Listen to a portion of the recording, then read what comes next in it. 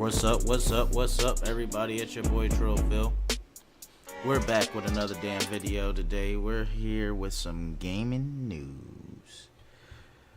Now, today, everybody, I just want you guys to know. Let me turn down this music real fast.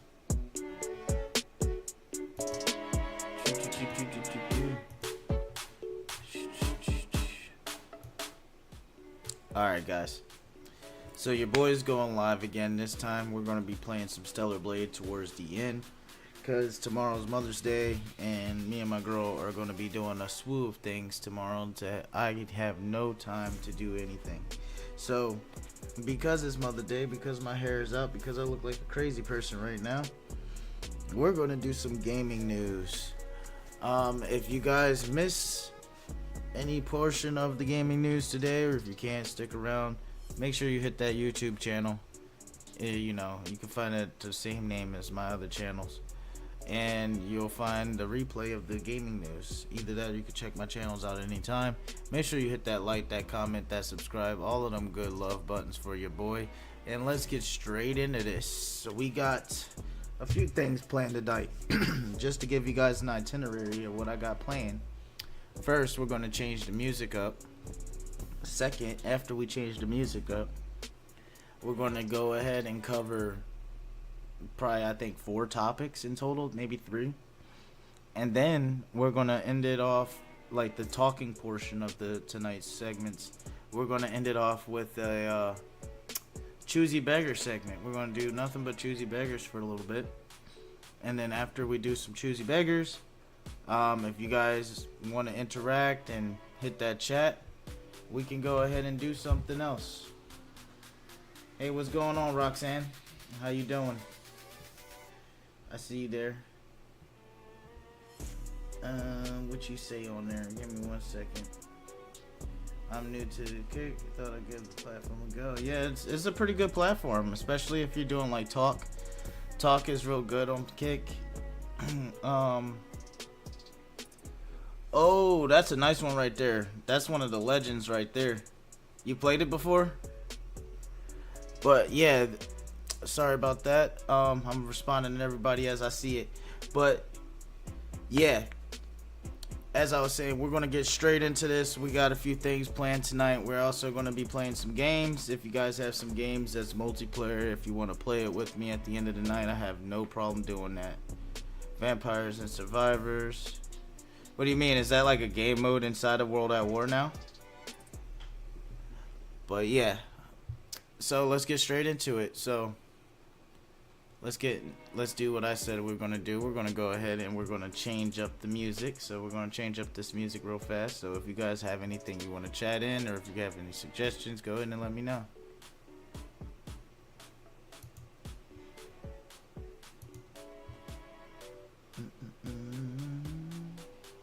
It's a game on Steam, Vampire Survivors. Isn't that free game that's been getting really popular on there recently? Cause I think I might know what you're talking about. You should check out that this game is called I'll go on my Steam. I'll find out exactly what it's called. It's fucking dope, bro. I'm probably gonna buy it so I can stream it too. Ew.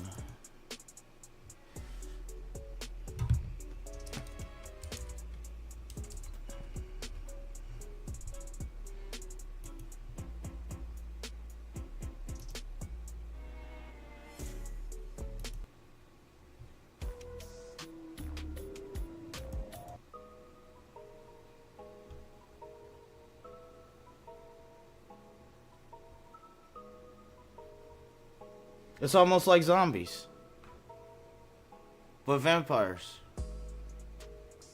Alright, yeah, that'll do a little better. Okay, so we'll go ahead and we'll get this, let me go on my Steam. And then I'm gonna also get you guys on the same page as me. So hold on, I think I got it on a quick tab. Let me know if the camera changed for you guys.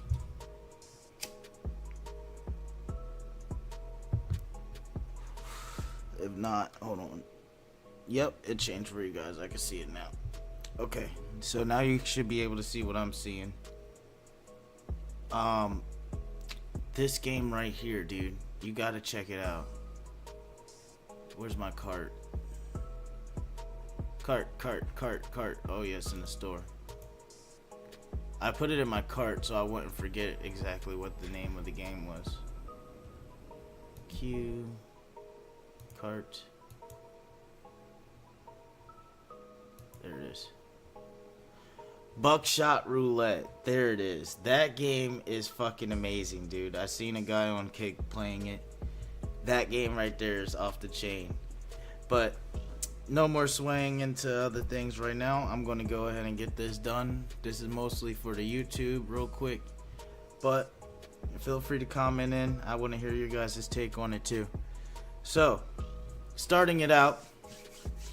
If you guys weren't familiar with what was going on with Garry's Mod and the slew of everybody else that's ever tried Nintendo in their life, you're best not to try Nintendo. The reason why I'm saying that is because Nintendo is notorious for suing the oblivion out of anybody and anything brave enough, bold enough to even think about using their content. So, what am I talking about exactly? Anybody that can read can see exactly what I'm talking about. So, Nintendo blitzes GitHub with over 8,000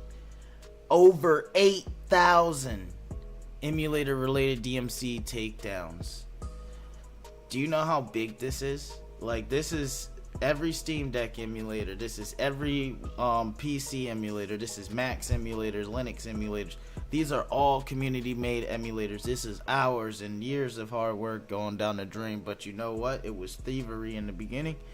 You know, at the end of the day, they had the right to do it. That's my, first glance take on it. But let's get into this article. We're going to see some more.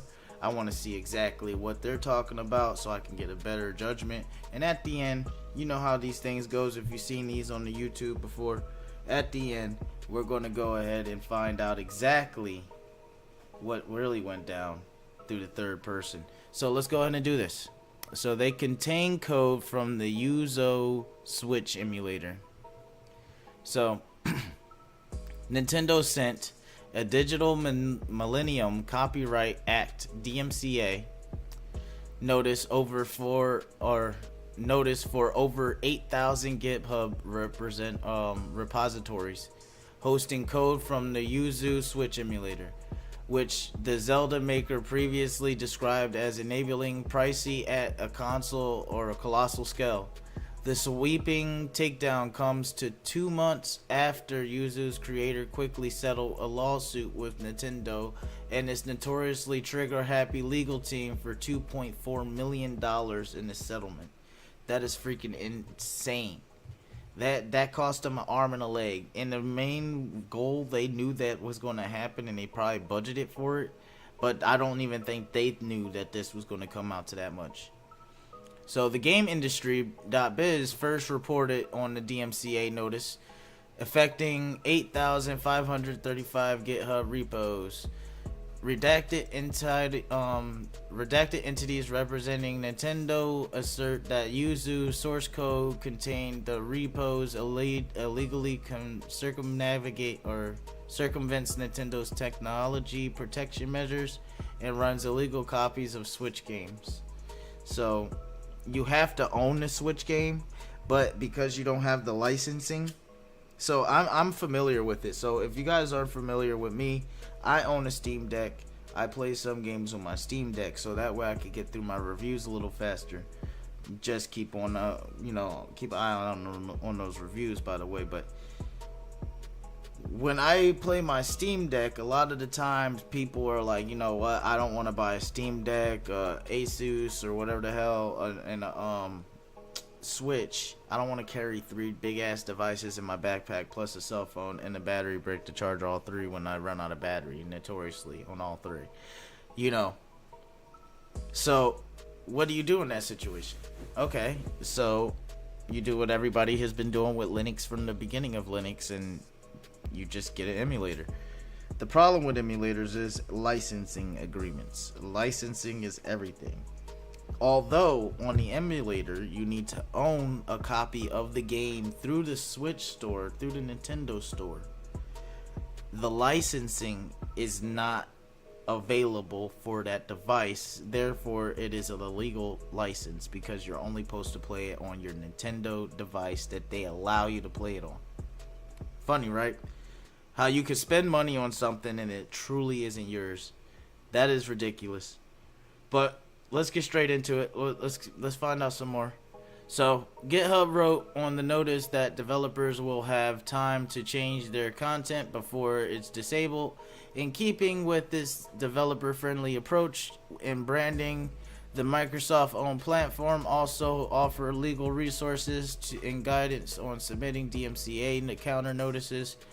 Nintendo's legal biz, perhaps not coincidentally, comes as game emulators are enjoying a resurgence.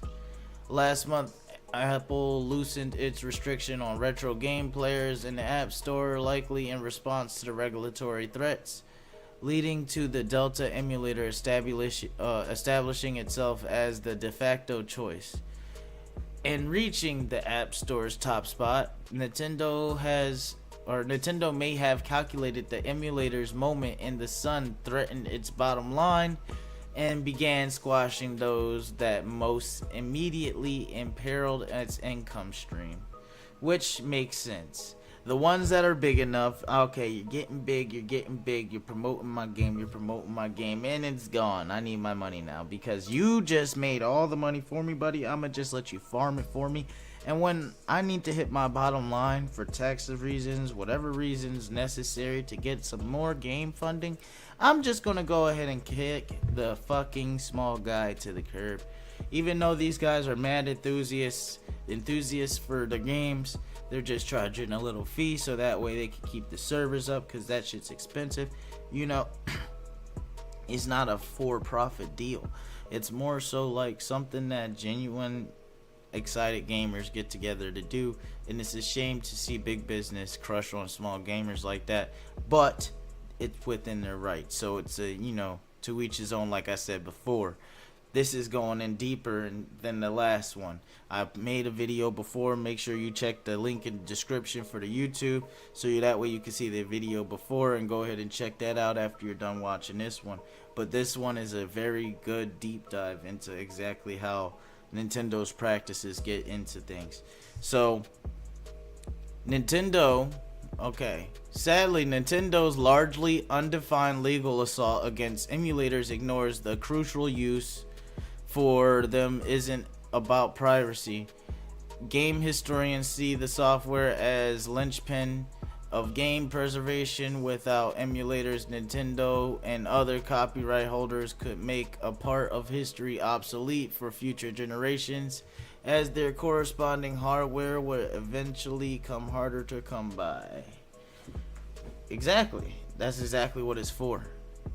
The reason why it is very important for Nintendo to do this is because if they did not, then the DS would outshine the Switch in some ways.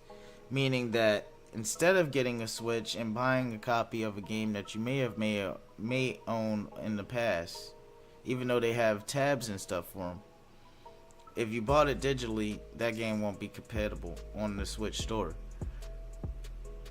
That eliminates all of that. You can play the entire fucking whatever series you want. You just have to purchase it from Nintendo directly from their stores and get the license agreement, which was supposed to be illegal, but it's somehow illegal some way because they're not using they're breaking the terms for the licensing, I guess, because it's not on a Nintendo device.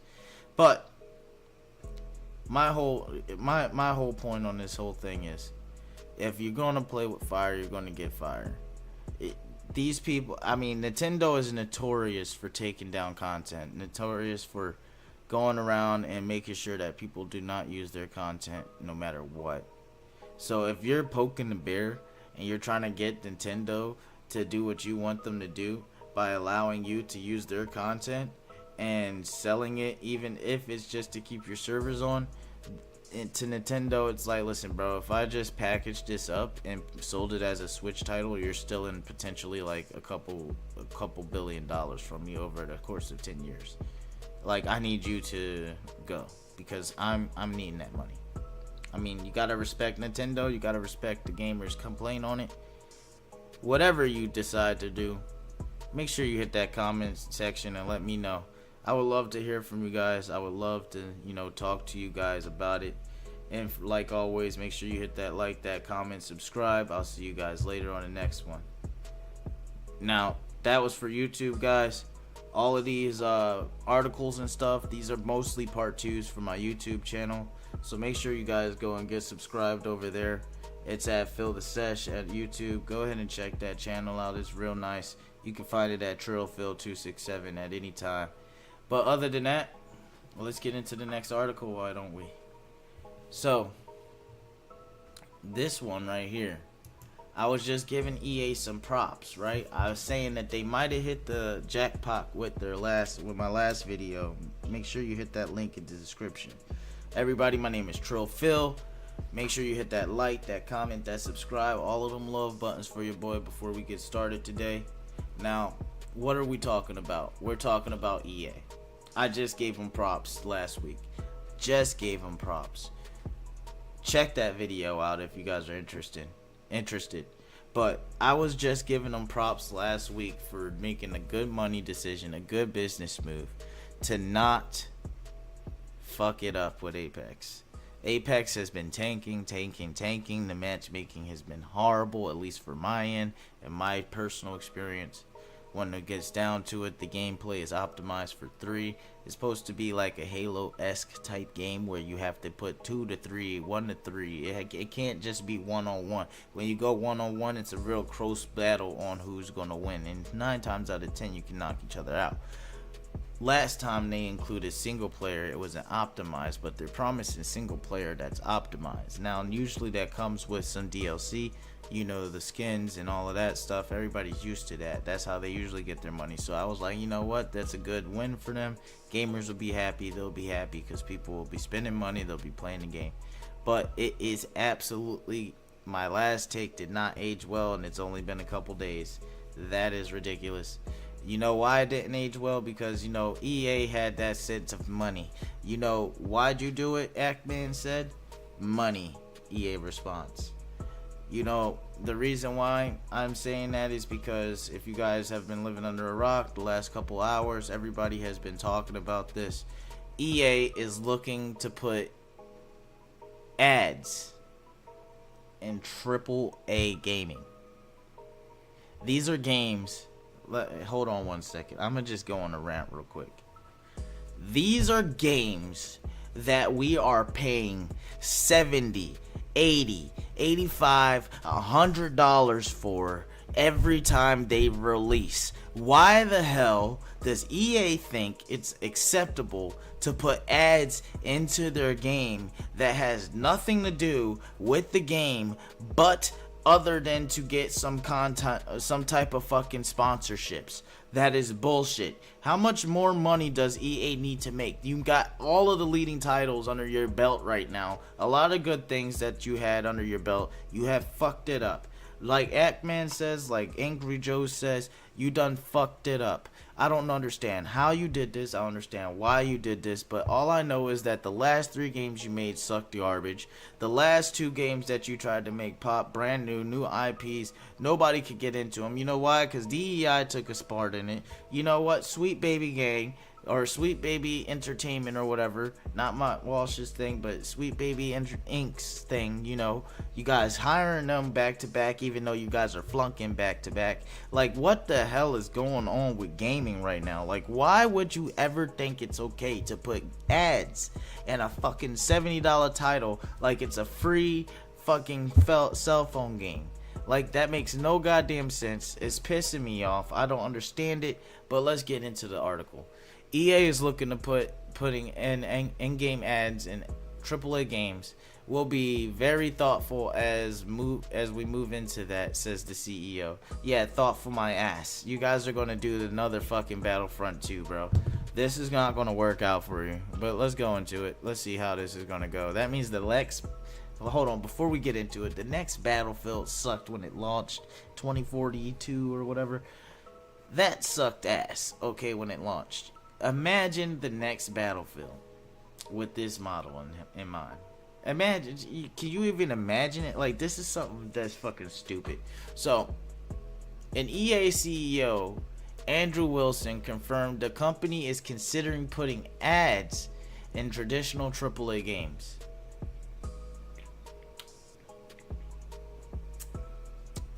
I had to take a drink on that one.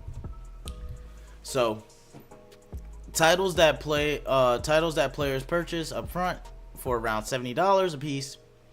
In the question and answer part of the EA's latest earnings call, Aaron Sheridan from Goldman Sachs. Hold on. Aaron Sheridan from Goldman Sachs asked Wilson about dynamic ad insertion in the traditional AAA games. Wilson said, advertising has an opportunity to be a meaningful driver of growth for us.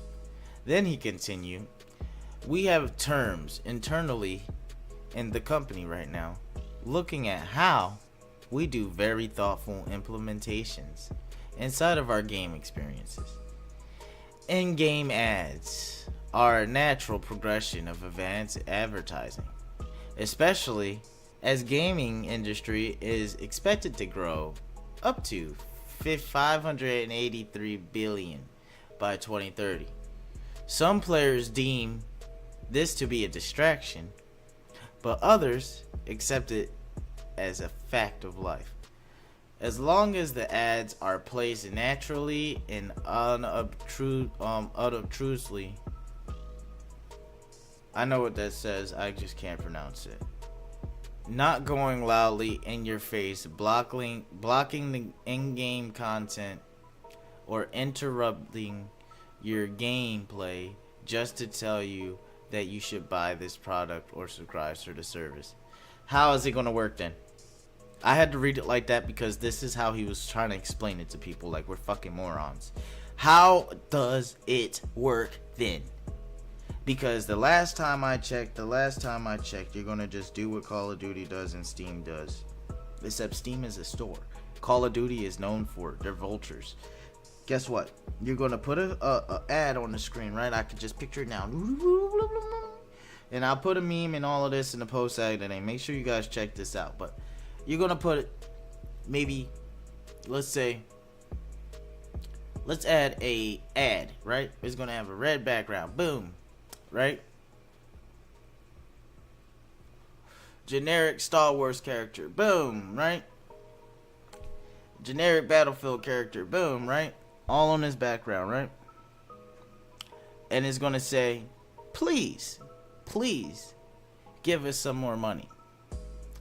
Because if you don't give us more money, then you won't look super silky fly like this.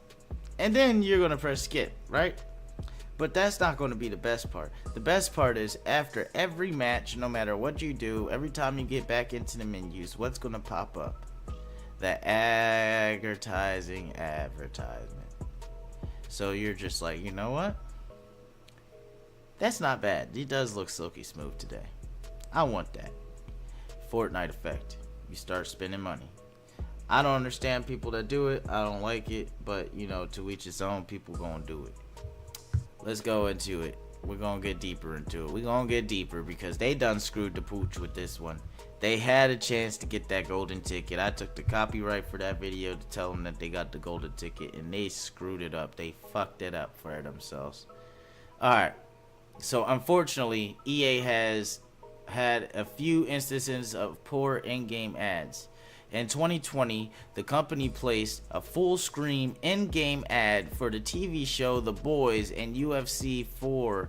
Its player base poorly received this placement, especially as it disrupted the game. This backlash led to EA removing their ads soon after. In-game advertising is not new in the gaming industry. In fact, Adventureland published in 1978, is the first recorded title to have ads baked into the game, although it was for promoting its sequel, Pirates Adventures, in 1983. Anheuser-Busch sponsored an arcade game, Tapper, which featured a giant Budweiser logo right in front of the game, and it was designed for bars. Root beer eventually replaced the Budweiser logo in 1984, so it could be placed in arcades where minors could play. As the market for gaming titles increased in the 90s and 2000s, many companies wanted to tap into its potential. Some games like Zool and Pushover are heavily featured products that sponsor their titles. The Chupa Chupas and Quavers, in the contrast, other were blatant advertisements like Pepsi Man. EA Needs for Speed Underground 2 from 2004 is famously known for its in-game ads placed on billboards all over the open world.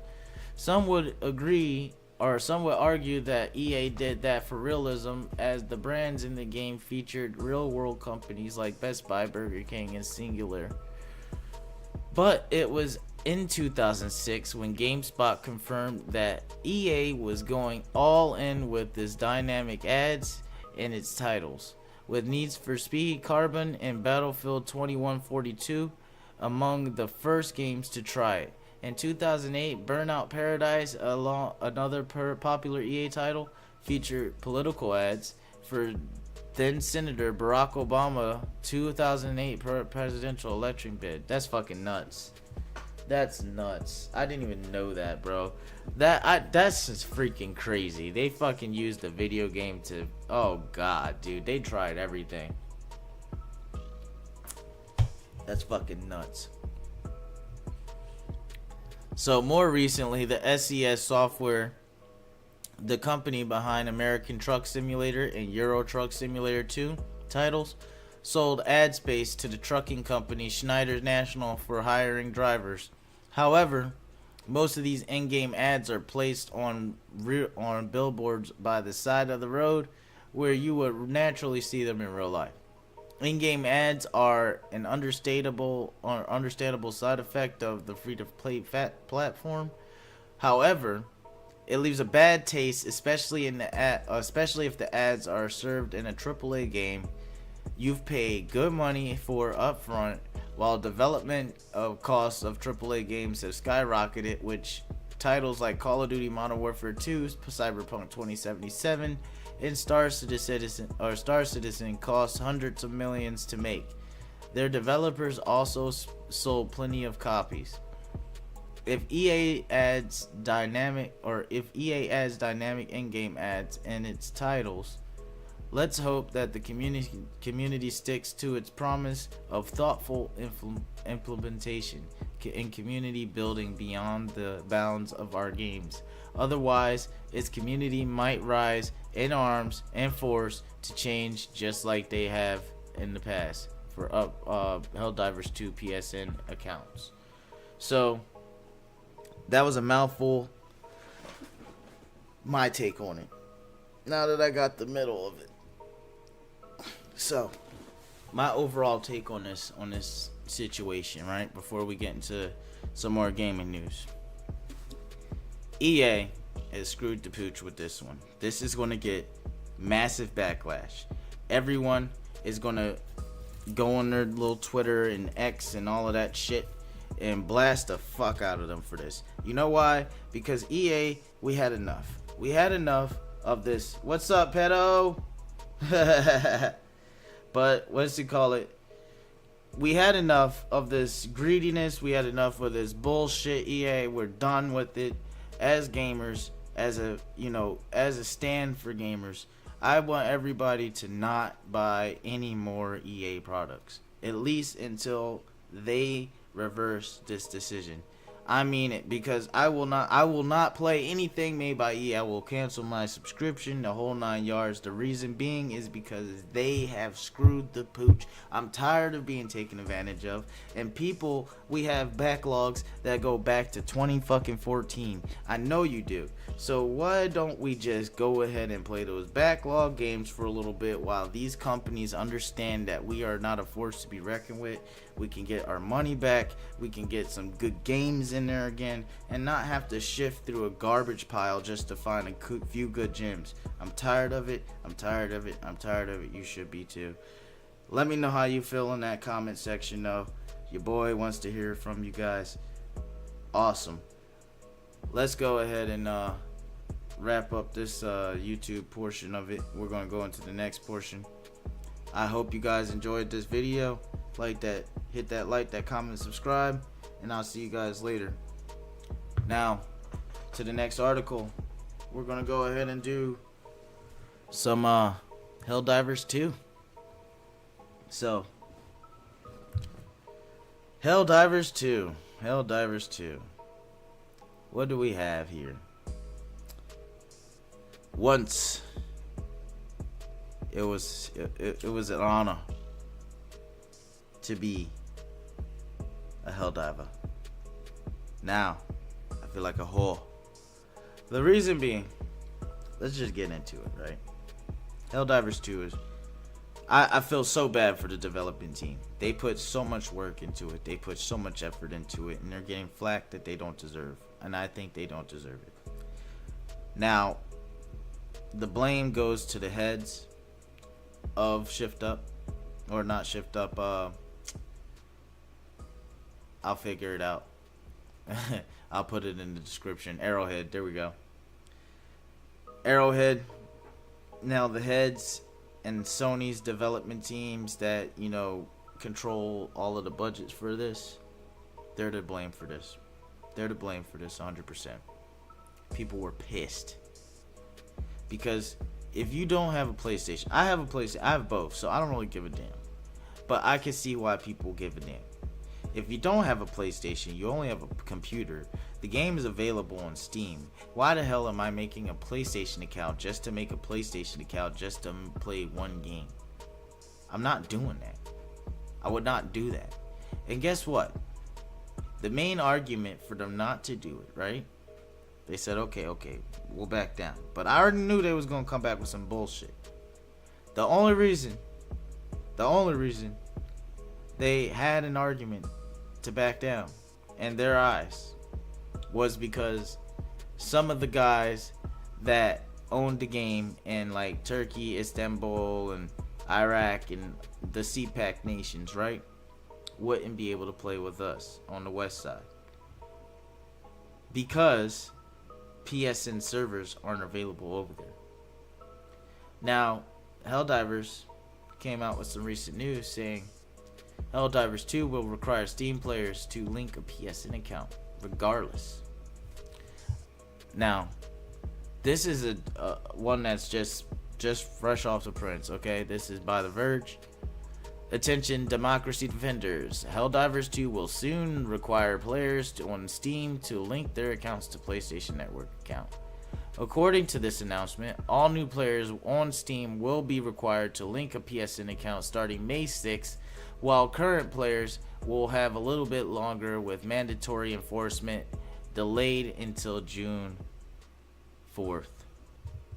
So right before the most patriotic day of the year, we're on the... Yeah, no, that's July, my bad. My ass is fucking gone right now. So, basically, they said you won the battle, but you have not won the war. And the reason why I'm saying that is because Helldiver players all across Steam were giving this game a negative rating. You know why? Because we were getting tired of being tried by big business, okay? We're not just sheep that you can collect money from like fucking wool. Listen, I need you guys to understand this. People are only pissed off about this because it is a breach of how we want to use our content that we purchased. It used to be when you purchase something like a DVD, a game, a movie, or whatever, people would give you what you paid for, and you would own that. You could be able to do whatever the hell you wanted with it. You just couldn't copy it and sell it, just like now, right? Well, things have changed a little bit, because it starts with Stellar Blade. They just sneakily put stuff in there. Sony, okay, even though they said they weren't going to do it. So sales went up. They were like, okay, yeah, this is getting sold off of no censorship. You buy it in, there's censorship after day one patches, right? Now look at it like this. Now you got Helldivers. Oh yeah, you know, we got one of the biggest ranking, you know, developing teams right now. We got everything going for us. Everybody's praising us like gods because of what we have available. Not to mention, we tried to, you know, censor a little bit of Stellar Blade because, you know, blood and nudity is a little bit too much. But, you know, the other popular game that we got, Helldivers 2, you can be soaked in blood and oil and disgustingness, and your teammate can get limbs blown off and organs, you know, eaten. But guess what? That ain't the same, because those are male character models, and you know, like, the female body is, you know, sacred. Even though on Twitch and everywhere else in the world right now, we can just go see a b-hole for $5.99. But yeah, empowerment, right? Getting in a tangent, let's get back to it. So pretty much, Helldivers screwed up the pooch because they went ahead and allowed EA. I mean, they really had no choice. Well, they allowed PSN to come in, and not EA, my bad, I misspoke, but PSN. They allowed PSN to come in and was like, hey, so, we need our numbers up, buddy, and guess how we gonna do it? Handy dandy PC network. So we need you guys to implement this. It's no big deal. Nobody really noticed. We'll just get more players. Did not work out for them. Now, they're telling you, you know what? I don't give a damn, bro. We care about you a little bit, but we care about you not that much. You know why? Because we're giving you until the 4th of June. So get out your fund now. But just know, you got until the 4th to sign up. And that's it. That's bullcrap. Next thing you know, they'll be charging you so you can play on that server, because, you know, server space is expensive. Shortly after the announcement, the game saw a flood of negative reviews, receiving over 14,000 negative reviews today alone on Steam. So it was overall very positive. I mean, we could check that real quick. Let's check Steam. Go to Helldivers. There we go. Mixed. Okay. 8 Sonys. I hate Sony and the PSN restricted based in the US country, simple as. With the gentle touch of an iron fist. Dark Souls with guns. But liberty's enemies march ever closer. Yeah, I can see that. Together, we must take back control of freedom. I'm from the Philippines, and that should be enough. See, anybody on the East, they can't access the game. A lot of people from the East Coast, they do not like this decision because they cannot access the game. 170 let's read this one right quick. I bought this game on Steam. This is by Pirate Software, right? That's an ironic name. But I bought this game on Steam with intentions of playing it on Steam. I do not now or will ever have a PlayStation account. Forcing players to link or be banned from the game months after launching is unacceptable. I would refund this if I had the opportunity to do so. Honestly, absurd behavior from Arrowhead. Update: Sony has now walked back the PSN requirement. They have also blocked the game from being purchased in any region that doesn't support PSN, which is up to 170 countries. And that's exactly what we're getting into in this video, right? So pretty much, though PSN accounts are free and quick to make, players do not have a reason to be upset. PSN isn't available everywhere, and this move could potentially lock players in certain countries out of their game permanently. Players have also expressed concern about the security of their data. Sony recently suffered a data breach, though the information stolen was connected to employees, not customers. Well, you heard their take. What's my take on it? See, my take on this is that, like I said, Steam has messed it up. Or not Steam, Sony has messed it up. The reason why they messed it up is because they have done what we have done all across the West: alienate half of the people that use your product. Everybody knows this was very popular with every demographic, but especially the Asians. They love this game. This is up their alley, okay? And you just banned pretty much everybody from the East because you want your numbers to go up for a meeting, right? So that's the first part. Let's get into that, delisting problem that they were just talking about and ending that. So Helldivers 2 delisting reportedly ordered by Sony. So straight from the heads.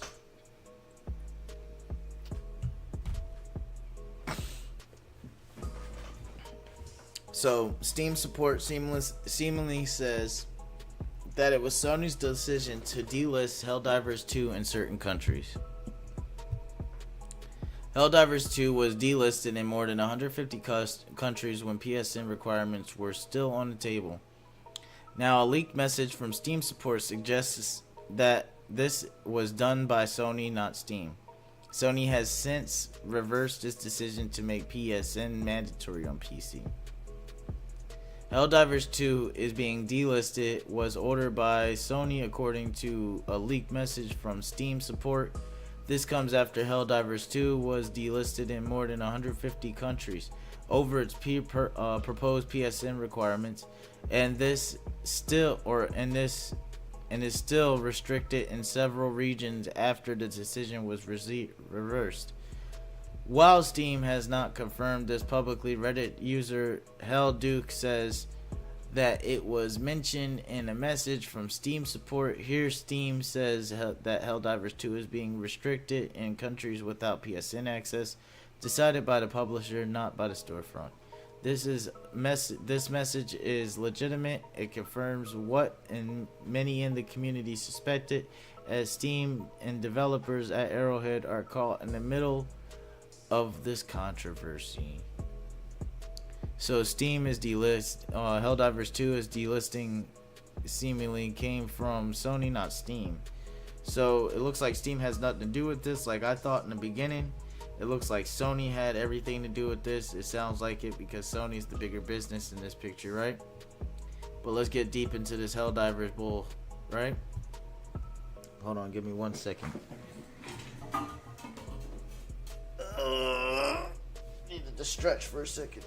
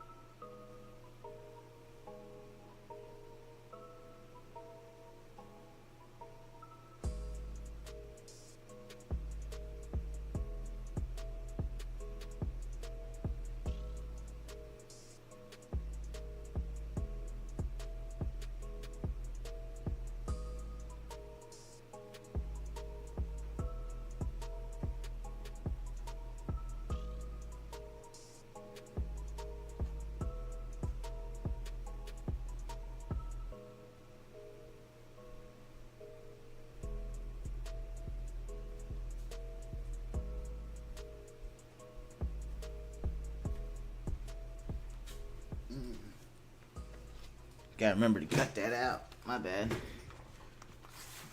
I had to stand up for a second. My fucking feet was going numb. Alright, so let's get straight into this. Alright, so this drama is started. So the Reddit user Hellduke Helduke says that this screenshot came from their conversation with Steam support, and it was then quickly shared around Helldivers 2 community, as many take this as a proof of Sony forced Steam hand in the removal of the game from the storefront in certain countries. The gamer has reached out to Valve for clarification and will update this report with its response. You on Reddit? Okay. It was deleted. Okay. I guess this is it right here. So, enhance. There we go. So, I apologize for the delay in our response, and I understand your eagerness to resolve this issue. However, following Sony's recent announcement, PSN account linking is no longer required for Helldivers 2. Also, it looks like the game is not available in Steam right now for specific regions as decided by the publisher. This, as decided, I can't highlight it, but as decided by the publisher. This information is all we have right now, and we can't tell when the game might be made available in those countries. You may consider getting in touch with the game's publisher to ask more details about it or share your feedback on them. You can reach Helldivers 2 support by using the information from the official support selection here. As the refund for this game, checking on your purchase, it seemingly you already already made progress on it and have already accessed it for more than 58 hours. Likewise, your purchase date was in February 16, 2024, which is way past the refund window. Although requests are reviewed on a case-to-case basis, Steam takes no interest or no consideration multiple factors that would warrant an exception. Thus, refunds for this game would exceed the refund policy and is not guaranteed. Unfortunately, because your case exceeds the refund policy, we're unable to fulfill your request. Furthermore, we are unable to make an exception. Kindly review the refund policy and common refund questions for more information. I know that this might not be a resolution that you're looking for, but let us know if there's anything else we can assist you with. Otherwise, we will be closing this help request. Oh my god. Oh my god, dude. That's so fucked. That is so fucked, dude. If you read that post the same way I read that post, that essentially just said that this dude not only lost access to the game under no control of his own, but he's out $40 plus whatever money he put into the skins and customizations and all of that shit. Thank you for the follow. Thank you for that follow. A hobo with the bags on kick. Thank you. But yeah, that is so fucked up. What you mean? How am I trying to get you right? So it's so fucked up just because Steam should give them the refund. It's just like any other time that fucking shit went on. Probably not. I don't just give it out like that. I ain't even got it myself, buddy. But yeah, Steam, I just don't understand, dude. They tried to not only shift the blame to someone else, right? They sat there and refused to give a refund for something that can't function. Like, even if you just was gonna lose some money, dude, they're like, you know what, Sony's gonna lose money, I'm not trying to lose money, so guess what, we're not giving them refunds. I don't give a damn what they think, it's not happening. That is not the way you go about business, bro. I mean, I'm not the one to tell them how to do business, but all I know is if our markets worked the way they were really supposed to work and things weren't getting bailed out by bullcrap, we would be in a better place. And the reason why I'm saying that is because then we wouldn't have greediness like this, okay? So 150 regions is going out with the game. No refunds, okay? That's not what it just said. So that's bullshit. The gamer has reached out to Valve for clarification and will update this report with his response. This drama started when it was revealed that a future update to Helldivers 2 would make it mandatory for PC players to have a PSN account. However, there are many countries without PSN access, leaving players wondering if the game would become inaccessible to them after this update. In a response, the game was delisted and more than 150 regions and refunds were given out regardless of playtime. But the receipts show differently though, bro. That's the thing that's messing me up. The receipts show different. If that, look, it just says that right here, right? I'll highlight that. It says the receipt or 100, the game was delisted in more than 150 regions and the refunds were given out regardless of playtime. Now let's read this Reddit real quick. Let's bring this thread back up. Enhance. I apologize for the delay in our response, but I understand your eagerness to resolve the issue. However, following Sony's recent announcement, PSN account linking is no longer available or required in Helldivers. Also, it looked like the game is not available in Steam right now for a specific region as decided by the publisher. Okay, it's decided by the publisher, right? Normally you give a refund. But what did they do instead? What did they do instead? Indeed, they said, as for the game, or as for the refund for this game, checking on your purchase, it seems like you have already made the progress on it and have already accessed it for more than 58 hours. Likewise, your purchase date was in February 16th, 2024, which is way past the refund window. Although the requests are reviewed on a case-to-case basis, Steam support takes into consideration multiple factors that will warrant an exception.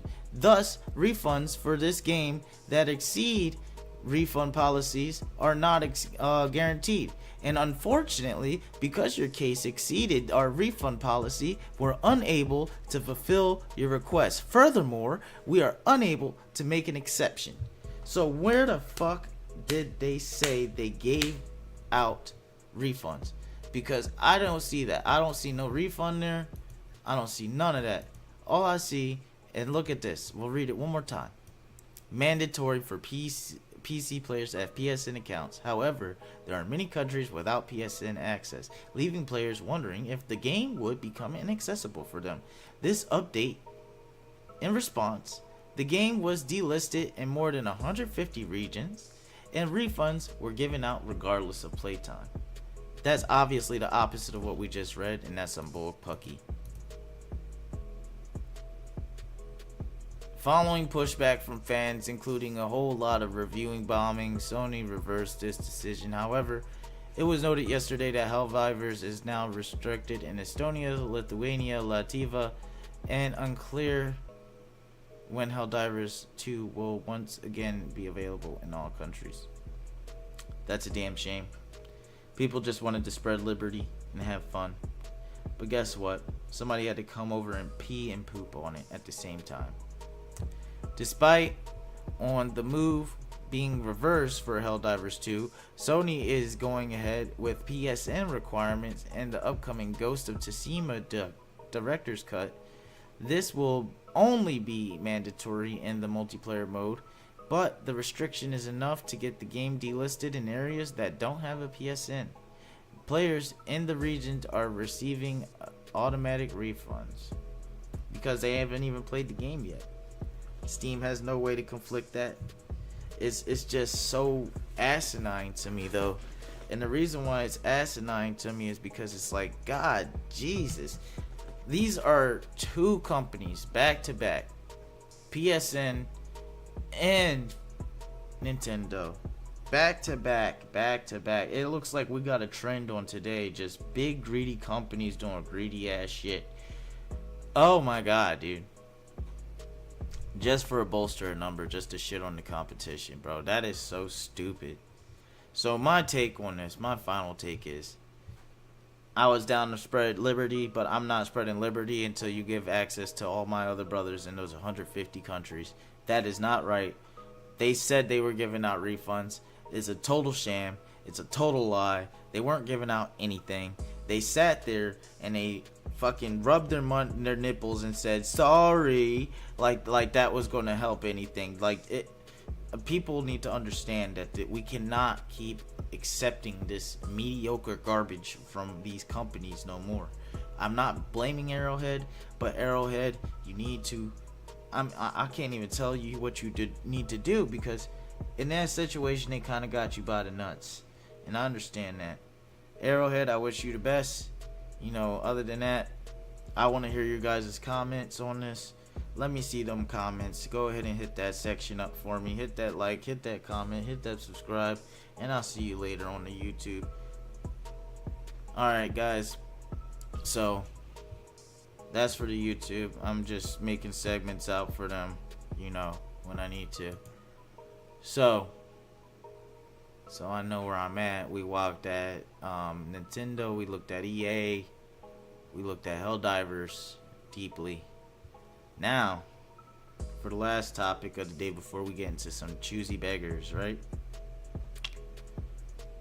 Microsoft confirms its next game showcases on June 9th at 1 p.m. Eastern, okay?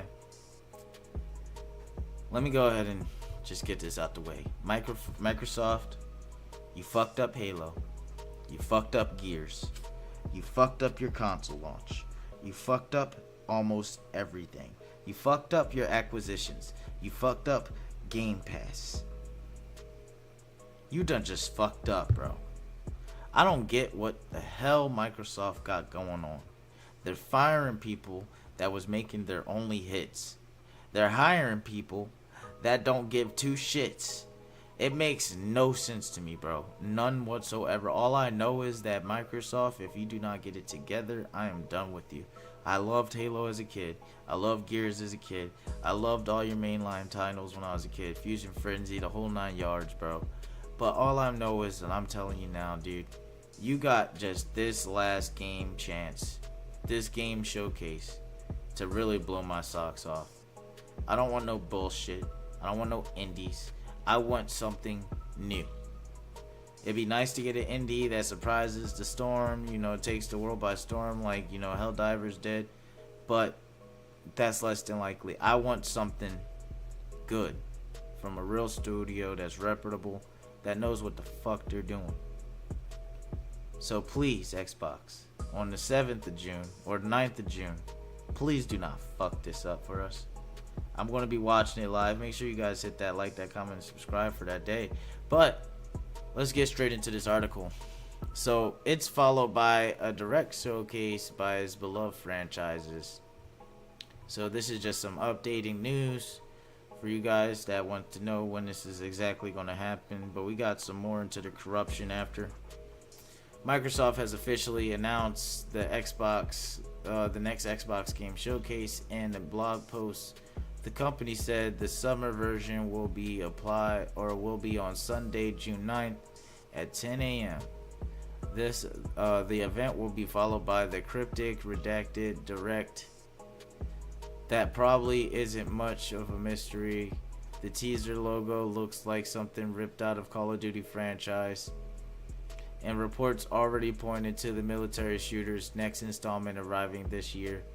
Microsoft describes the direct event as a special deep dive into the next installation of the beloved franchise. Further squashing any intrigue, The Verge says it's confirmed that the event will focus on Activision Blizzard's long-running franchises. This will be the first Xbox showcase with Call of Duty Maker officially within Microsoft grasps.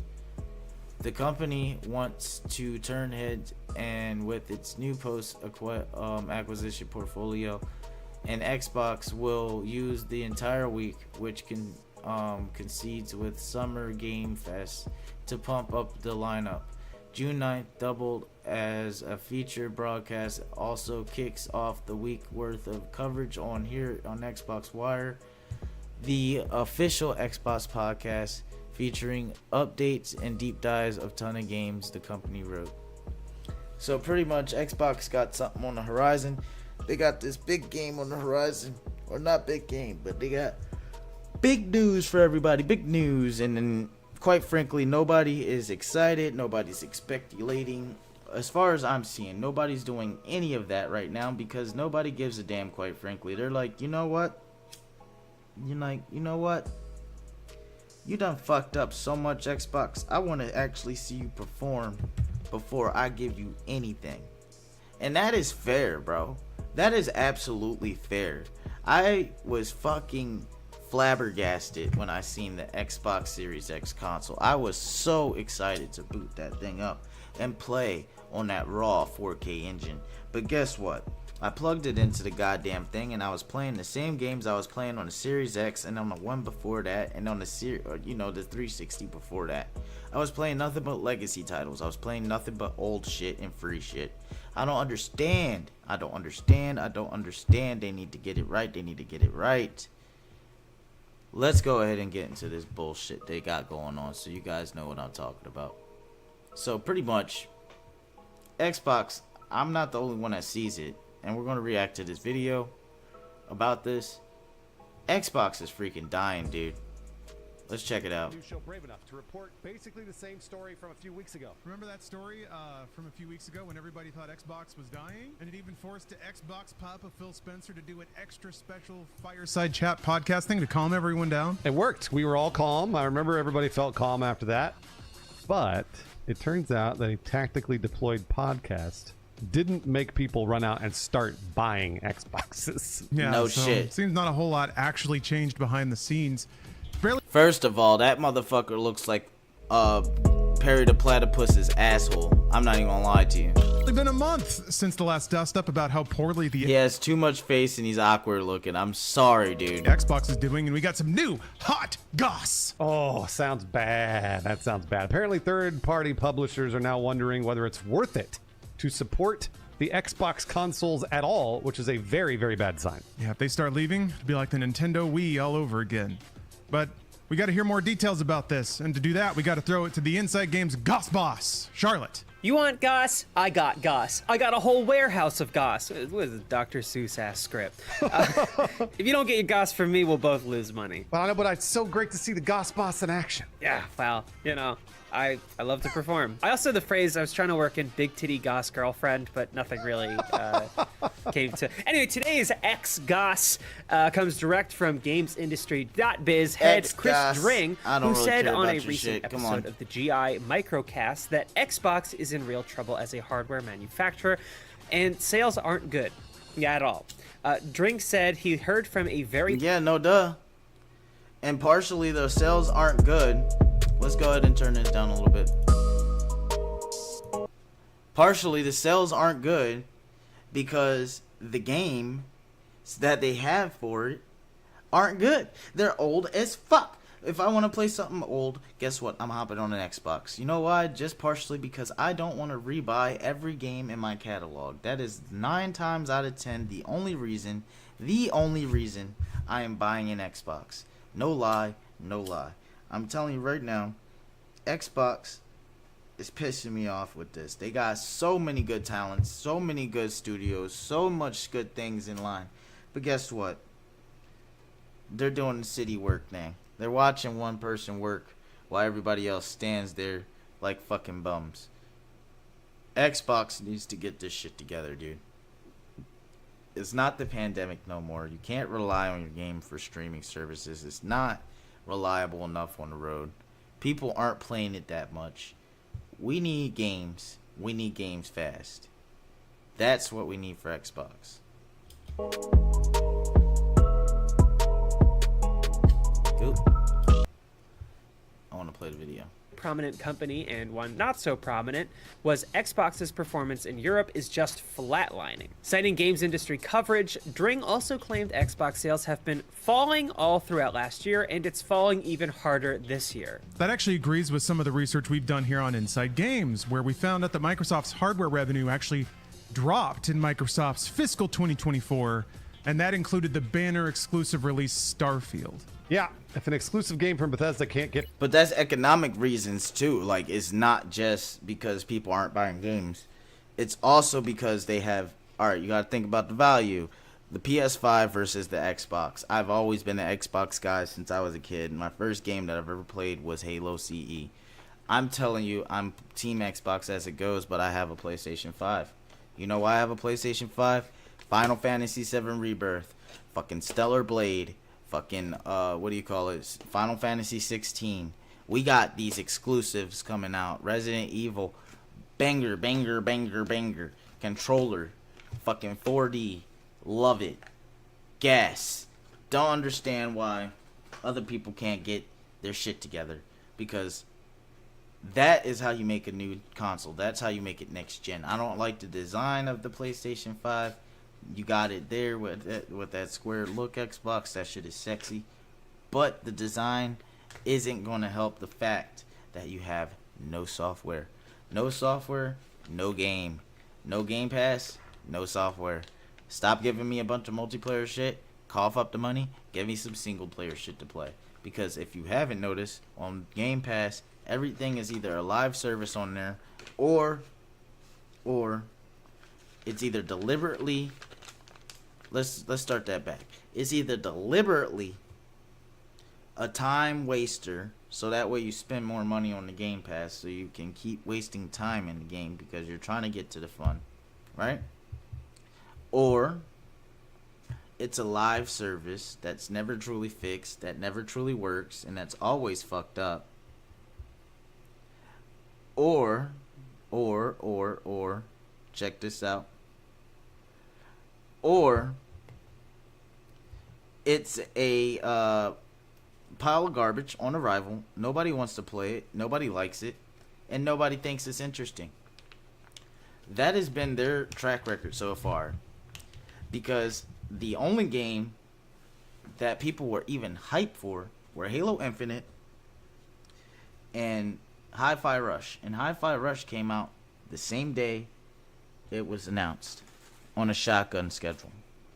Just for them to turn around and get rid of Tango, get rid of all their studios, start anew, and fuck shit up. But what do I know? Let's get back into it. Let's go ahead. people to buy Xboxes, people really don't want to buy Xboxes. Oh, and it gets worse. Dring has more goss to give. Give us the goss. He said that he's heard that European retailers are either cutting or considering cutting back on the Xbox stock on their shelves, adding, and now you've got third-party publishers going, we've put in a lot of effort trying to create a Series S version and an X version of the game when, to be honest with you, for us the market is PC and PS5. Dring went on to say, the phrase one major company who released a big game last year said was, I don't know why we bothered supporting it. Ouchies.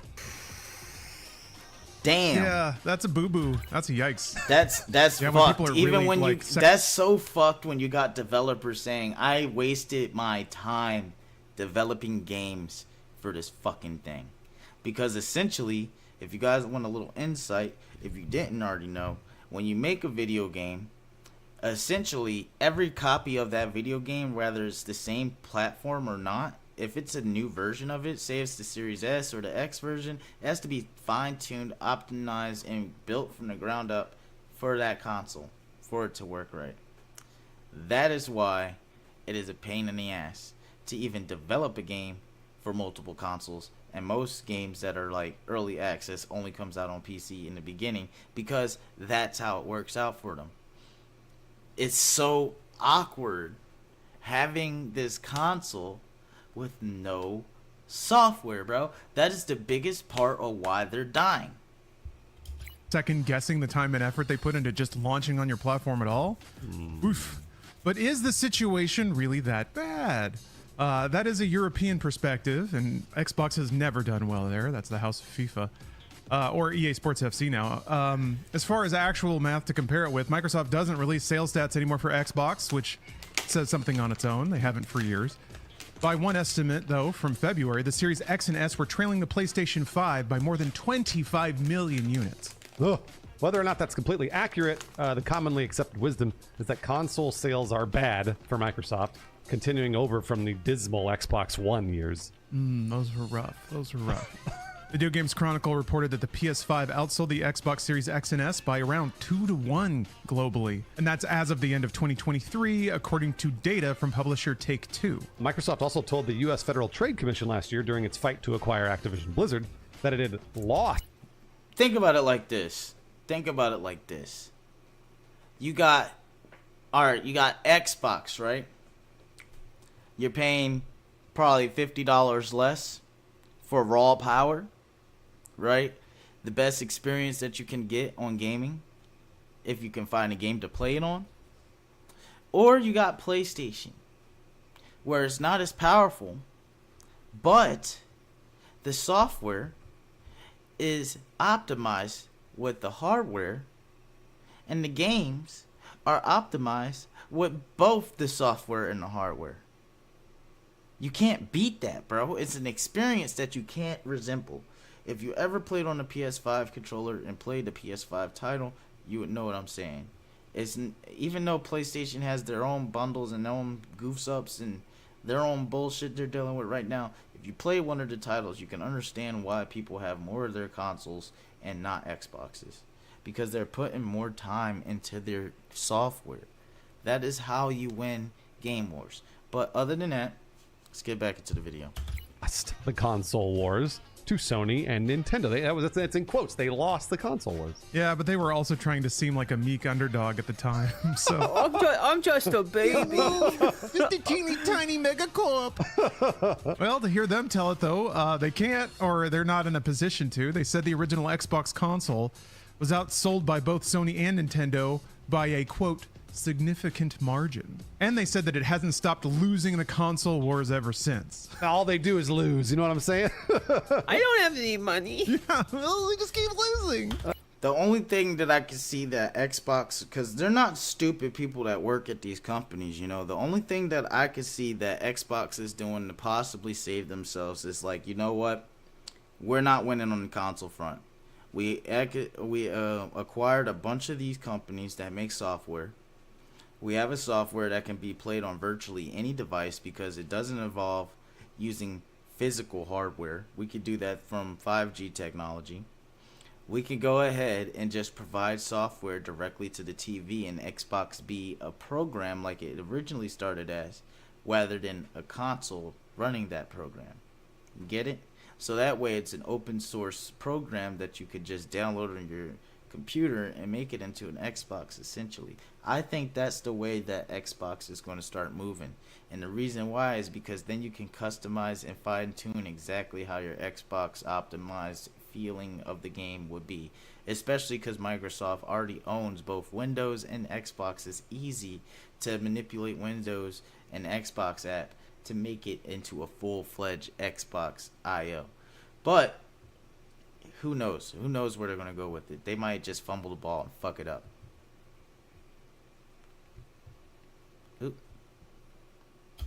Yeah, the $1 trillion company. They also told the FTC that in 2012, the Xbox only had a 16% share of the console market. Yeah, I guess if you include Nintendo and all that. And lately, Xbox's moves have indicated an even more diminished dedication to dedicated gaming devices. Yeah, Microsoft said it's going to bring more first-party games to other consoles, including Pentiment, Hi-Fi Rush, Sea of Thieves, and Grounded. They've also apparently considered bringing their big-name IP, including Gears of War, Microsoft Flight Simulator, The Next Doom, Starfield, and Indiana Jones for rival consoles. Xbox boss Phil Spencer told The Verge recently, "I don't think we should, as an industry, ever rule out a game going to any other platform." During confirmed hearing, is much chatter on the GI Microcast saying that the majority of Xbox games will be on more platforms, assuming it progresses as Xbox believes it probably will. All right, well, which is to say, the multi-platform games will probably earn them money because they need money. Mm-hmm. And Xbox wants to earn money because that's what Xbox and other companies do. We're just theorizing, though. I'm pretty sure they want to earn money, though. Yeah, who can tell what goes on in the mysterious mind of Phil Spencer? Actually, everyone can because he wants to earn money. Yeah. Right? The future holds many possibilities, though, but the present right now has folks like us wondering if Phil Spencer's strategy for Xbox is actually working out in the long run. It's clear that Phil's strategy of being platform agnostic when it comes to games has resulted in not a lot of people buying the Xbox console. Yeah, Exactly. Yeah, whoops. I mean, I like it personally, but yeah, not Me a lot of too, people yeah. bought it, so it is what it is. And honestly, it makes sense if you're a consumer. I am, so I get it. Why buy an Xbox if you can buy a PS5 and get all the good games from both companies? Yeah, or why buy an Xbox when a PC can do everything it does but better? That's what I always think. Well, I had both, and it was mostly because the Xbox was optimized to run certain games. Most people, when they buy a PC setup, is going to be optimized for 1080p. With an Xbox, you can pay for the price of just the GPU that's worth, or that can run 1440p. You can get a full-fledged 4K gaming device. So it is a market for it. It's not like it's the dumbest thing. It's if you have the TV, the technology, and you just want an in and out experience that's optimized for low settings 4K. You know? That's just what the Xbox is for. It's meant for somebody that wants power on a budget. But let's hear what these guys got to say. Oop, I muted it and paused it. Play some PS5 games on PC too, so you kind of got it all. Hey, not everyone has $50,000 to invest in a gaming PC. Okay, some of us have warehouses full of gas that we're trying to move before Labor Day. Christ's sake. Charlie, you talked us into it. We'll take that goss off your hands. Lay it on me. Oh, the market is alive. We are doing business. I can buy an Xbox Series S. Wow. Actually, I have one, and I fully regret the purchase. It's fully useless because like I still have an Nvidia Shield TV, and I use Moonlight to just stream my PC to my living room TV, and it has completely like obliterated any need for the Series S. Like PC and PS5. Like, and I have a gaming laptop now, so like I can just hook that up to the TV. It's tough to admit it. Anyway, and speaking of doing business, Phil blames capitalism for the lack of growth across the industry as a whole. Oh, what happened to all that competition?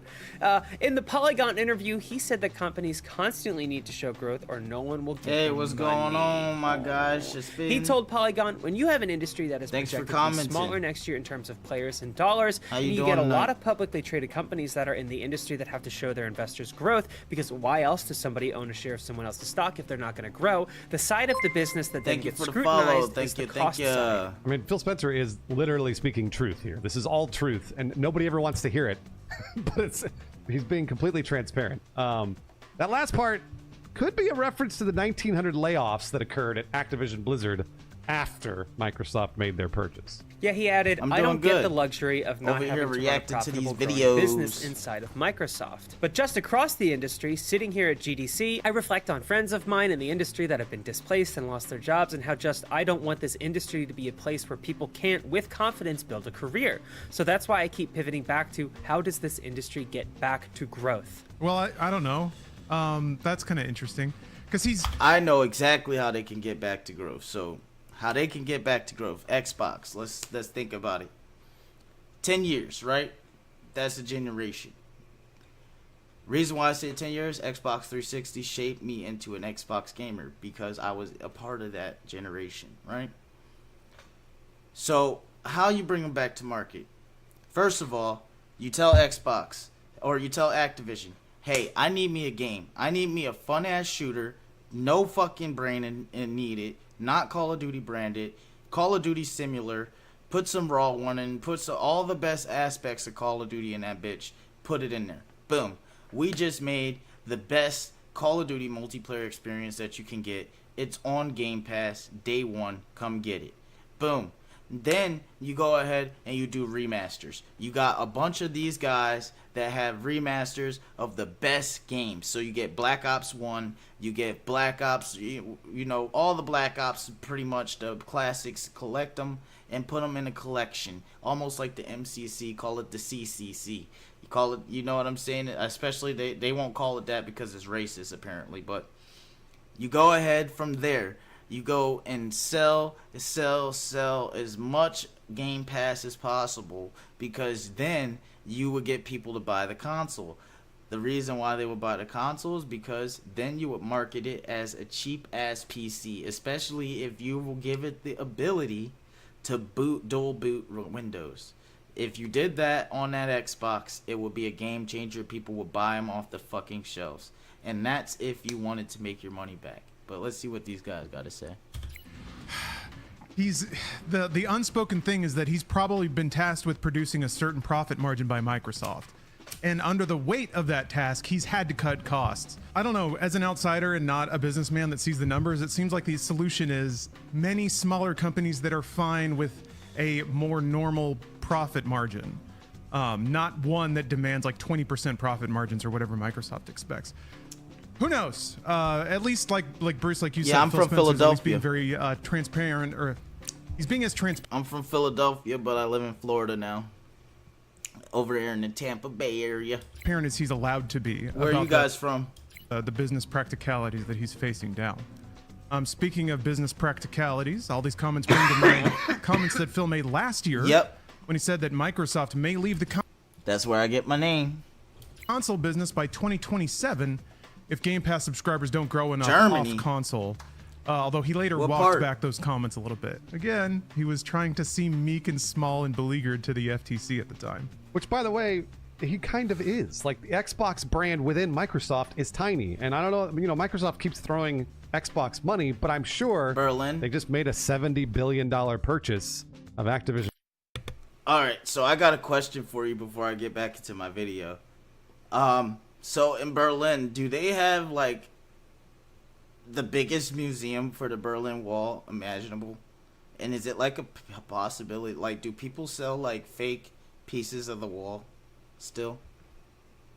Blizzard, and now, you know, Satya Nadella at Microsoft is like, Phil, we need the money.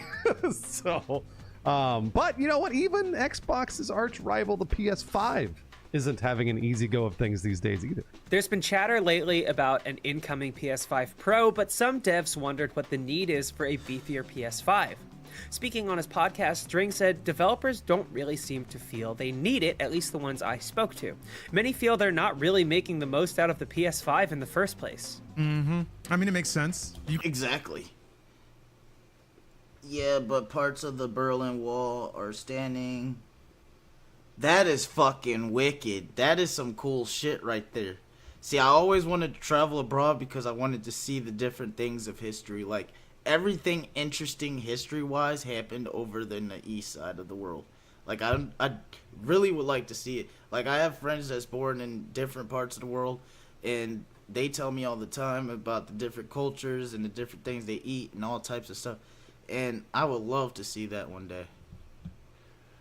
You can, But yeah, one thing on this real quick is Xbox, right?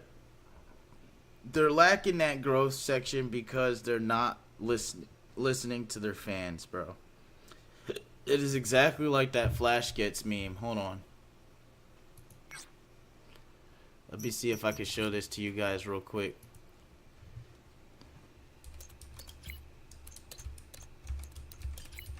This is how they treat us. Flash Kids. This is how they treat us right here. Flash Kids.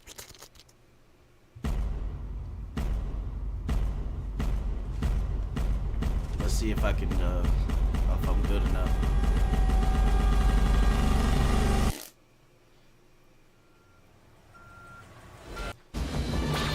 This is exactly how they treat us right here. Uncharted! Backwards compatibility! Superior Japanese engineering! Right? That's exactly how I feel about it. I feel like every last one of them has Just some shit ignore with them him now. and he'll go away. Peasants, I bring news! Join me in PC gaming and ascend to godhood! For you are weak, and I am mighty! Witness, mortals, my overclocked i7, My 64 overclocked gigs of i7, RAM, my graphic 60 grams of RAM. PC game Using us as It's fucking engineering. slaves to mow their fucking machine. That's not the one I wanted to show you, but hold on. There we go with the Xbox. Flash kids. Xbox. I wanted to show you exactly what I was talking about. There we go. There you go. That's how they do us right there. Cap, the fanboys are upset. They've stopped shoveling money into the console. That's how they treat us. Shit. That's how they fucking treat us right there. They treat us like a bunch of babies in Pampers, shoveling money into the machine. Exactly.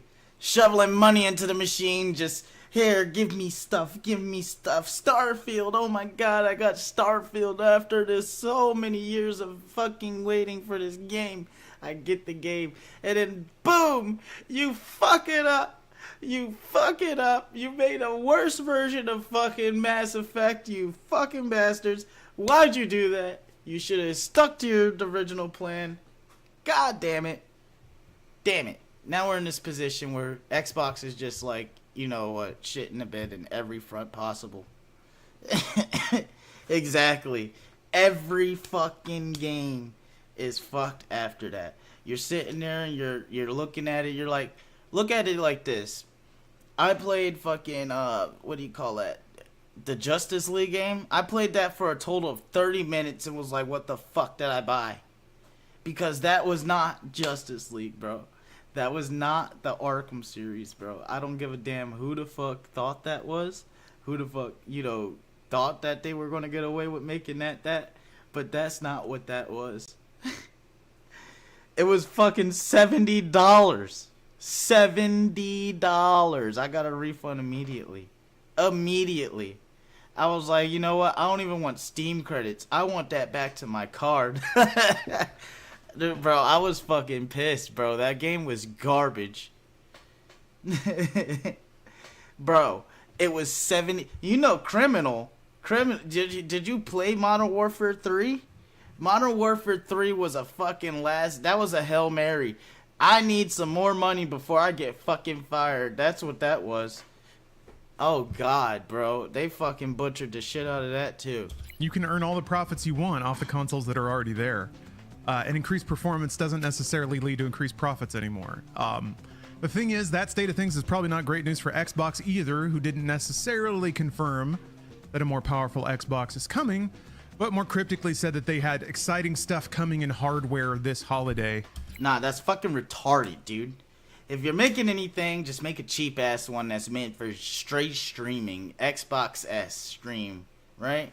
Where you just cloud game. It has no RAM, nothing. You can buy accessories and stuff like that. Damn, you can make some money off of that thing. $100, Xbox streaming thing, right? It'd be a little fucking tiny little stick that you put on the back of your TV. It makes it into an Xbox, right? That would be dope. That would be a good way of hardware for Christmas. I would buy that. But my whole point is Xbox doesn't need to focus on making better hardware. They need to focus on making new software. It's like a pick-me girl who is a witch after you get to know her. Toxic shit. Exactly. That's exactly how I feel about it too, bro. Like, it feels like not even a witch, bro. It's a succubus that took you on a date, promised you some bomb-ass fucking gasoline, guac 9000. You get to her house, and the next thing you know, not only is she whipping out a pickle bigger than yours, she's over there fucking eating you at the same damn time and laughing because you spent all your money on dinner that she didn't eat because she was eating you. Exactly. Exactly. Fucking A, dude. But we'll get back into it. On that rumor quashing podcast we mentioned a while ago. Could mean controllers, who knows? But hey, even lifted performance is probably not going to send people out in droves to buy an Xbox, so what do? Make a white one.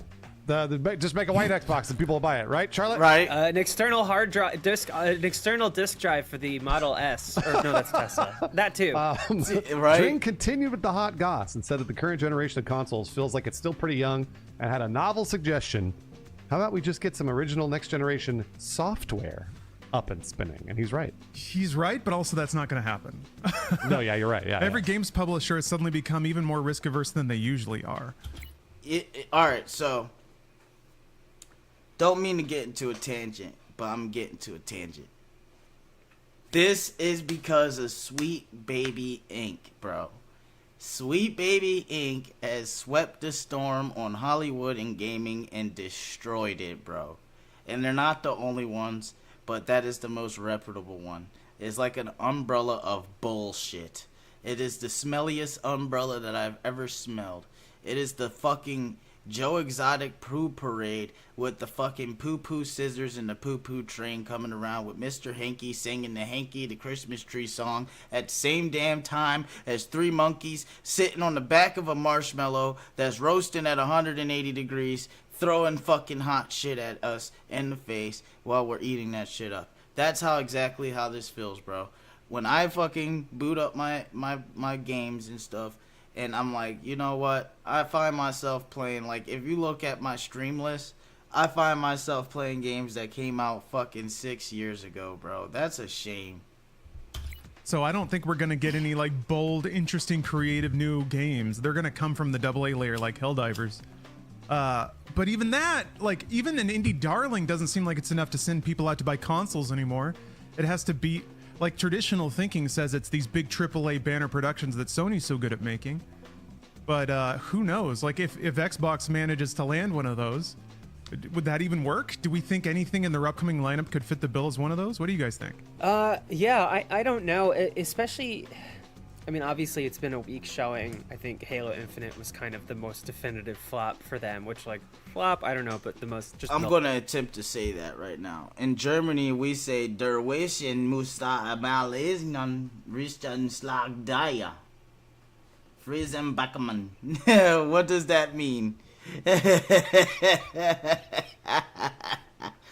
Because I have no clue, and I probably butchered the fuck out of your language, and I'm so sorry for that.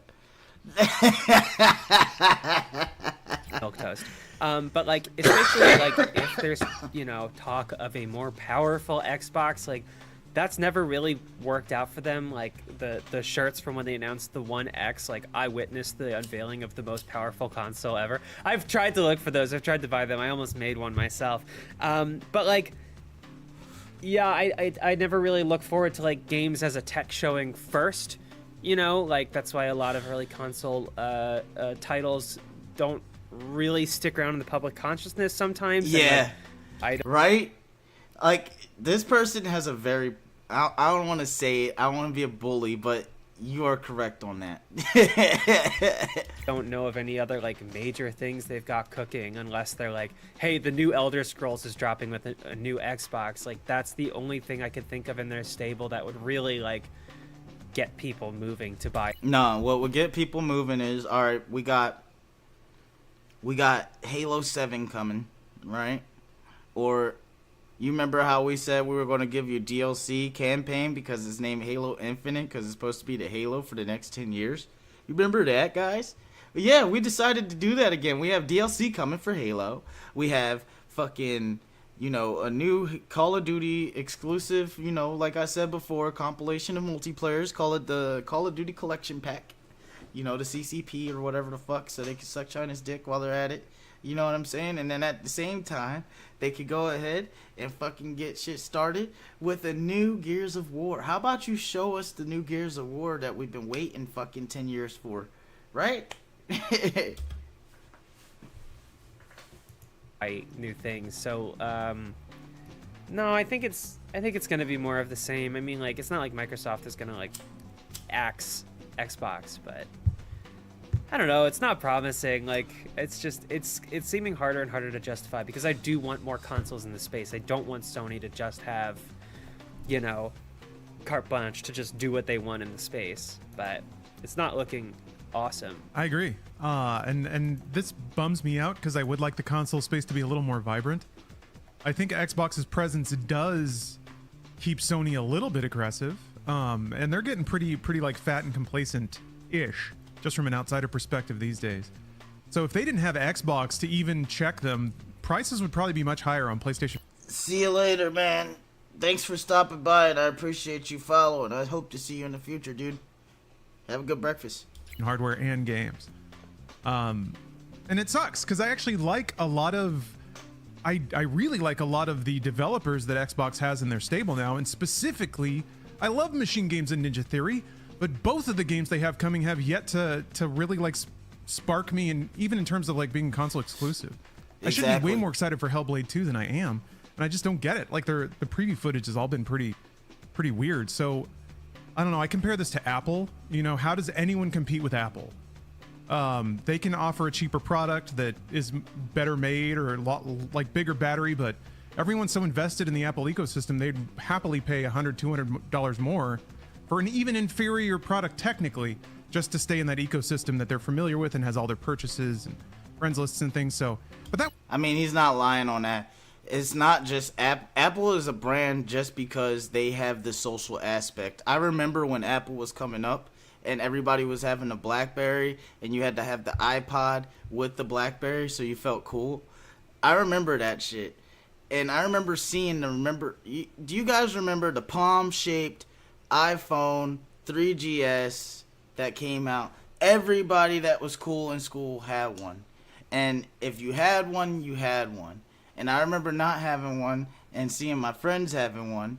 And I got the iPhone 4. Once I got the iPhone 4, I really understood why people went with iPhone. They went with iPhone just because the cases, bro. The case is the social aspect of it. The cases sold Apple products out the fucking roof. It wasn't the product itself. It was the fact that you could put whatever case on it. It was very popular because of it. It was simple, and you could play a shit ton of games on it. It's apps. If you have the software, you have the hardware. That is how it works. As long as your software is properly optimized to your hardware, you are golden. that was by design. That was architected. So now that people are kind of baked into these ecosystems like PlayStation, how do you get them out? And do they even want to get out? Because they kind of don't. So it's tough if you can't win under the rules of fair competition with cheaper games or better products. What is there? You just have to wait for somebody to blow their lead, I guess. So I guess maybe that's it. Microsoft's just simmering and waiting for Sony to botch again. It's the 360, right? Yeah. Sony got too expensive. Yeah, for me it's just PC though. And maybe that's where Xbox goes, is they start making hybrid PCs that are called Xboxes, but it is the handheld form factor, a set-top box like a Shield TV or something like that. Exactly what I said. Just start making set-top boxes, get into the handheld gaming market. You will fucking skyrocket. If you make a handheld gaming market for Xbox, and I'm not talking about the Logitech C Cloud, I'm talking about a real deal Xbox software ran hardware that is fucking like the Steam Deck or the Asus or the ROG Ally. That would my bad, I said the same thing. That would be badass. That would be freaking badass. People will buy that, especially if you gave it the capability to dual boot Windows. You would have a fucking machine in your hands. I could see them making a system on a chip, low power cloud device called an Xbox. I mean, like Fire Sticks or even like an app that's just baked into a smart TV. That doesn't really help partners though that sell the majority of their games on consoles. So God, how do you? I guess you just can't make everyone happy. And Phil tries, which might actually be the problem. I don't know. Bruce, what do you think? I'm biased. I do think that they're just angling towards PC all the way around. I don't even think they're going to do a system on a chip thing. I think they're going directly to the game subscription model, and then eventually it's just going to be all on every platform. It'll be on PC, it'll be on PlayStation, it'll be on whatever else they want, and then Microsoft or Xbox, the brand, will just be that Game Pass subscriber model. Kind of the way of Sega, where Sega used to make hardware and now they're making games. But I think they're just going to turn into that. That seems to be the future of their brand, is Game Pass. And I have no problem with that, by the way. I'm super excited about the developers that can make games for Game Pass on PC. I mean, I've been using PC instead of Xbox since they ported it over. The only problem with that is Xbox exclusives, because Xbox One had a lot of exclusives. that are not available on PC.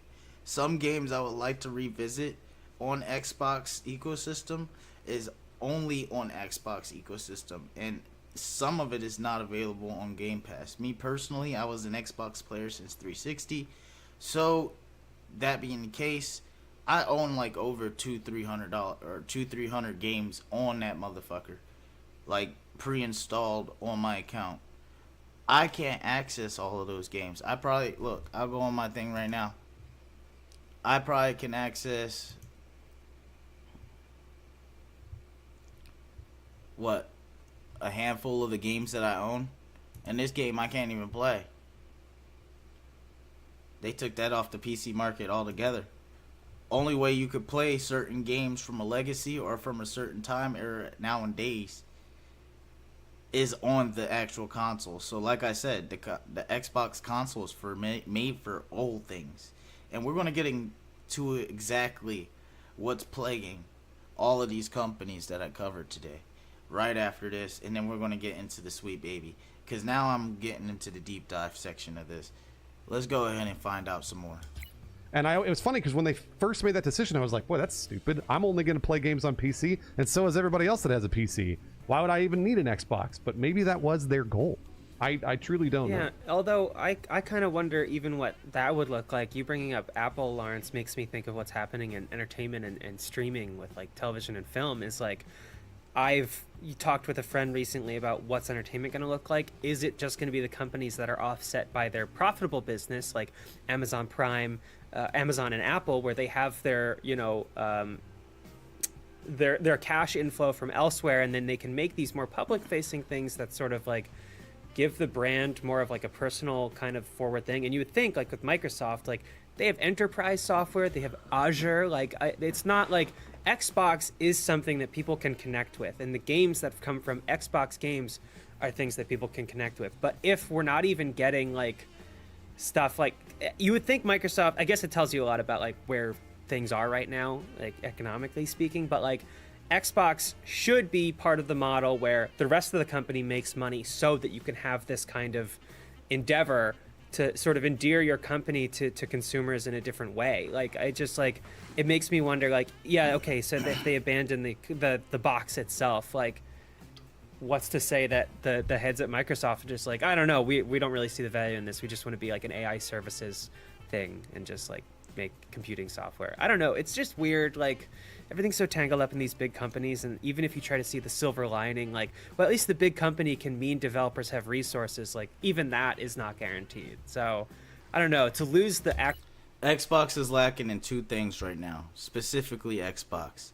They are trying to appease to a small variety of people. They're not trying to grab the broader market. PlayStation is still taking risks. People like that. They are taking moves into new trends. People like that. They are opening up the Japanese market into the American market successfully for the first time in gaming history. People like that. The reason why they are is because the American market, such as the Microsoft market, is full of bullcrap. And that bullcrap, what exactly is that? That is the woke nonsense we call Sweet Baby Inc. And we're going to get straight into that. If you guys want to see the rest of this, go ahead and check Inside Games, their channels on YouTube. Go ahead and give them some love, bro. They're at 150K. They could use some love, you know? Let's go ahead and check this out real quick, though. SBI.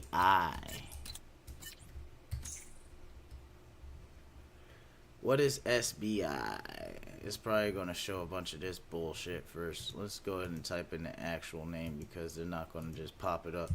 Sweet Baby Inc. Boom. SBI.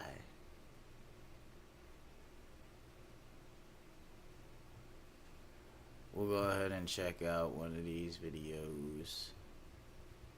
I guess we can watch Endymion. I always disagree with this dude, but Pass, which of course means Microsoft told their studios a few days ago things are allegedly nowhere near ending and will get worse. And the continued destruction of Xbox as a brand will have much more bad news on the way if what I'm reading here is to be believed. Also, a Warhammer artist says anyone who disagrees with the industry take it. should be killed and hung to be not only a bad game, but easily one of the biggest Sweet Baby disasters so far in their entire history. No, we'll do a What is Sweet Baby Inc. I don't want to just take people's content.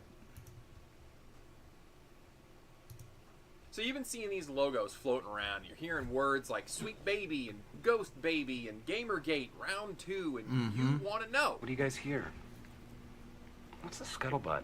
I am here to attempt a brief overview of just what in the heck is going on at Make sure you guys show this guy some love, Greg Owen. present, and some historical context to explain why this is such a big controversy. So here's how this is going to go, and I'll have timestamps because it's a very large subject. First, in as balanced a way as I can manage, I'll tell you what this company is and why they're in the news in the first place. Then I'll briefly explain what Gamergate was, so you can understand why people are calling this Gamergate Part 2. Once we have the history lesson out of the way, then... Essentially, Gamergate was when a pissed off feminist was like, yo, why is it so many masculine ass characters in these video games? Why is it so many white men in these video games? Why is it so many fucking big titty bitches in this video game? I want women that look like me. I want chubby, unattractive females that look like me to get on there so I can go ahead and play the game and feel like a queen. So guess what? So the game industry, Xbox and all of these studios, this is when everybody took a slope to dookie because Donald Trump was in office and everybody was trying to piss off the orange man. So they were like, you know what? We're going to give them the opportunity to do what they do. So they went ahead and they said, it's a generation, right? They seen how Xbox 360 cultivated a bunch of dude bros, and they were like, you know what? Let's fucking overthrow that. We're going to get a bunch of weirdos. So they went over and they got a bunch of people together.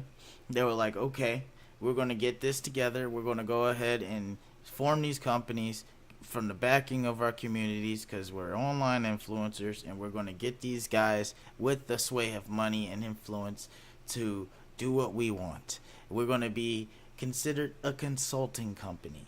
They all been their consulting company, Sweet Baby Inc. They go ahead and they talk to a company. Hey, this guy needs to be black. Make him black. But it makes sense. No, it doesn't make sense. How come it doesn't make sense? Because it's ancient it's ancient England. How the fuck is it gonna be a black dude? What, he wandered there? Listen. Make the key. Who's that white dude with the beard? Make him black. That is the main character's father. Make him black. Make him half black then. Oh God, here we go.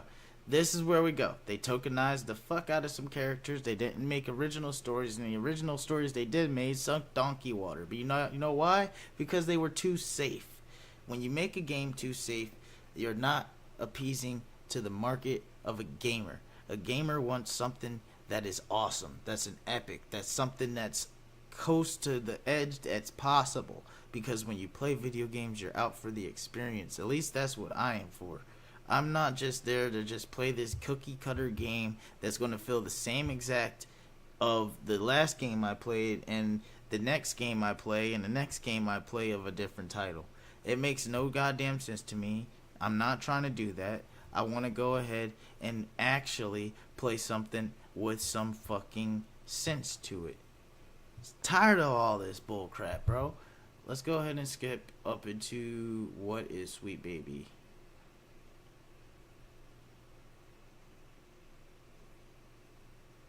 Alright, so this is the G4 incident. So this is like the official start of Gamergate 2. Another big hot point was the final days of the revived G4 TV. G4 was a video game channel on cable from 2002 to 2014, but was canceled because it was pretty niche, and since a lot of gamers are online so much, they also get their news and reviews online. But in 2021, they tried to give it another go, launching on cable and also taking advantage of streaming and social media sites. They capture the nostalgia, bring back old hosts. It was pretty exciting. But again, it just wasn't popular enough to justify financially, and the channel was heading downhill. Now, a large catalyst for the abrupt end was this now infamous rant by host Indiana Black, who used the gaming handle Froskuren, but is widely known simply as Frosk. Formerly a League of Legends coach and commentator, she joined the channel for the relaunch, and she went on an impromptu rant about gamers being sexist and sexism in gaming. But I actually want to talk about something so much more important than Red Dead Online. Sexism in gaming. Women do not exist to be nice on the eyes for you. Morgan Webb, Olivia Munn did not exist to be nice on the eyes for you. And that's just obvious sexism. You know what, You need people? to explicitly objectify women or declare that You know why people find these type of people annoying? Because nobody was even talking about that. Nobody was even talking about it. She went on this rant because somebody in a comment was like, she's ugly. Okay. Take it. On the chin. Leave it alone. I got somebody the other day that made nothing but racist comments to me for the last 5 minutes straight. And I didn't give a damn. I sat there and let him talk to me. You know why? Because he was talking to me. I don't give a damn. These people are watching. Some of them going to be ignorant. Some of them aren't.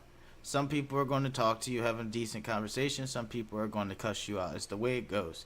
And you're telling me, sitting in that air conditioning, making all that goddamn money, you're not going to just sit there and take that comment on the chin?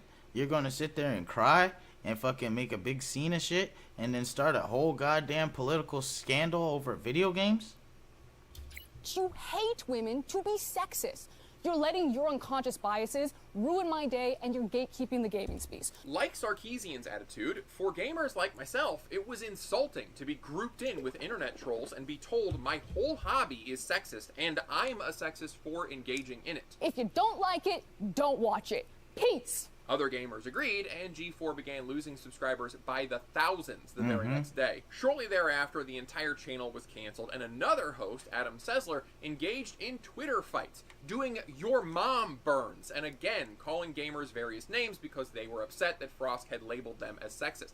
In interviews and Twitter feeds, Adam has consistently shown that he is another one who holds his nose to mingle among the unwashed gaming masses. My personal belief is that there is a lot of anger in the games journalism community, and a large part of it is that their industry is dying, to be taken over by YouTubers and Twitch streamers. The audience doesn't need to wait for Nintendo Power Magazine to show up with tips and tricks and cheat codes, and they want more commentary. I can understand that if you have a journalism degree and you're getting... My whole point with TV and like TV-based content is that they cut a lot of shit out. Like, a lot of people don't like that no more. Because if you watch something on the news, like, hold on, I can show you something right now. That's the power of the internet.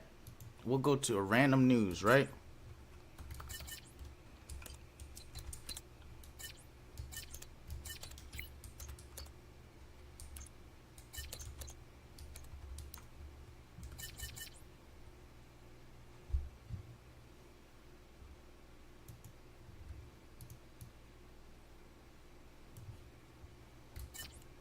Look, check this out.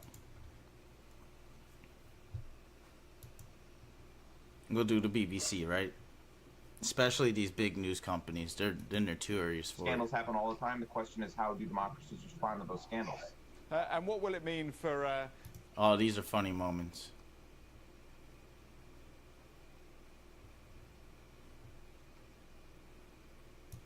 Watch this. Mr. President, thank you so much for being with me. Thanks for having me. So Trump attended a groundbreaking here where we are for Foxconn. He promised 13,000 jobs, and only about 1,000 of those actually exist right now. So I know you're promising more than 2,000 union construction jobs, and that 100,000 people are going to get trained. Watch when he starts to answer. Significant tax cuts to the super wealthy. And we got 1,000 billionaires in America. You know what their average federal tax is? 8.3. Oh no, dude. I can't watch this guy talk. That guy fucking sucks. There we go. Something like this. Here with our own fact check. Even on Fox. Look, watch this. Committee to Unleash Prosperity co-founder, the great Steve Moore. Joe Biden lied about jobs. He lied about inflation, and Aaron Burnett said nothing. That's the strategy. They go on and lie and hope the lies. Then 18 months later, it's 9% under Biden. Maybe that was the 9% he was talking about. And of course, it's come down to about 4.5%, but that's still way, way above the 2% target that the Federal Reserve Board says they're aiming for. I mean, the bottom line is everything is 20% more expensive today than it was when Trump came into office. But look at the video. Right? I'm not going to bore you with what they're talking about. It's stupid. 5 minutes, 27 seconds, right? That guy, full interview, was 5 minutes and 27 seconds.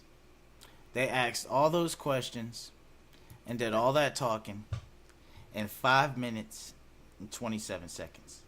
The average podcast is 3 hours. Being absolutely trounced in audience numbers by a random guy who yells at the screen, you'd be bitter about it. So we're back in the present, and the Sweet Baby Detective debacle has caused internet users to put on their Death Frisbee ear hats and dig into Sweet Baby's past and everyone who is connected. And it's more of the same, sadly. There are a lot of connections being made to the Sweet Baby funding companies, Baby Ghosts and Weird Ghosts. Also connections back to that Zoe Quinn person again, because the founder of Baby Ghost is the sister of Alec Holoka, who ended his life after accusations of assault were posted online by Quinn. Looks like this all revolves around a little group of the same people. Now, if you want to go down that rabbit hole, check out those names. But for now, I'm going to stick with 3 big stories that have come up recently about comments made by those involved. First up, we've got Sweet Baby co-founder Kim Belair giving a talk at a game developer conference. GDC is like TED Talks for game devs. They're really cool.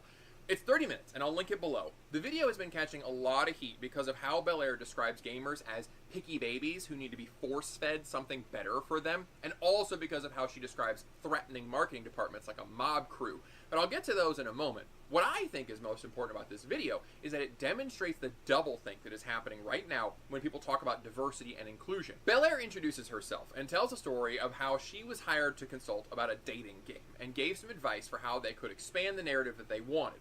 Eventually, they thanked her and they cut a section because they realized it was too risky. She lamented that diversity consultants are, in reality, risk management consultants because everybody is scared to offend the wrong people. Now, it's ironic that she doesn't see herself as the reason people are scared, but anyway.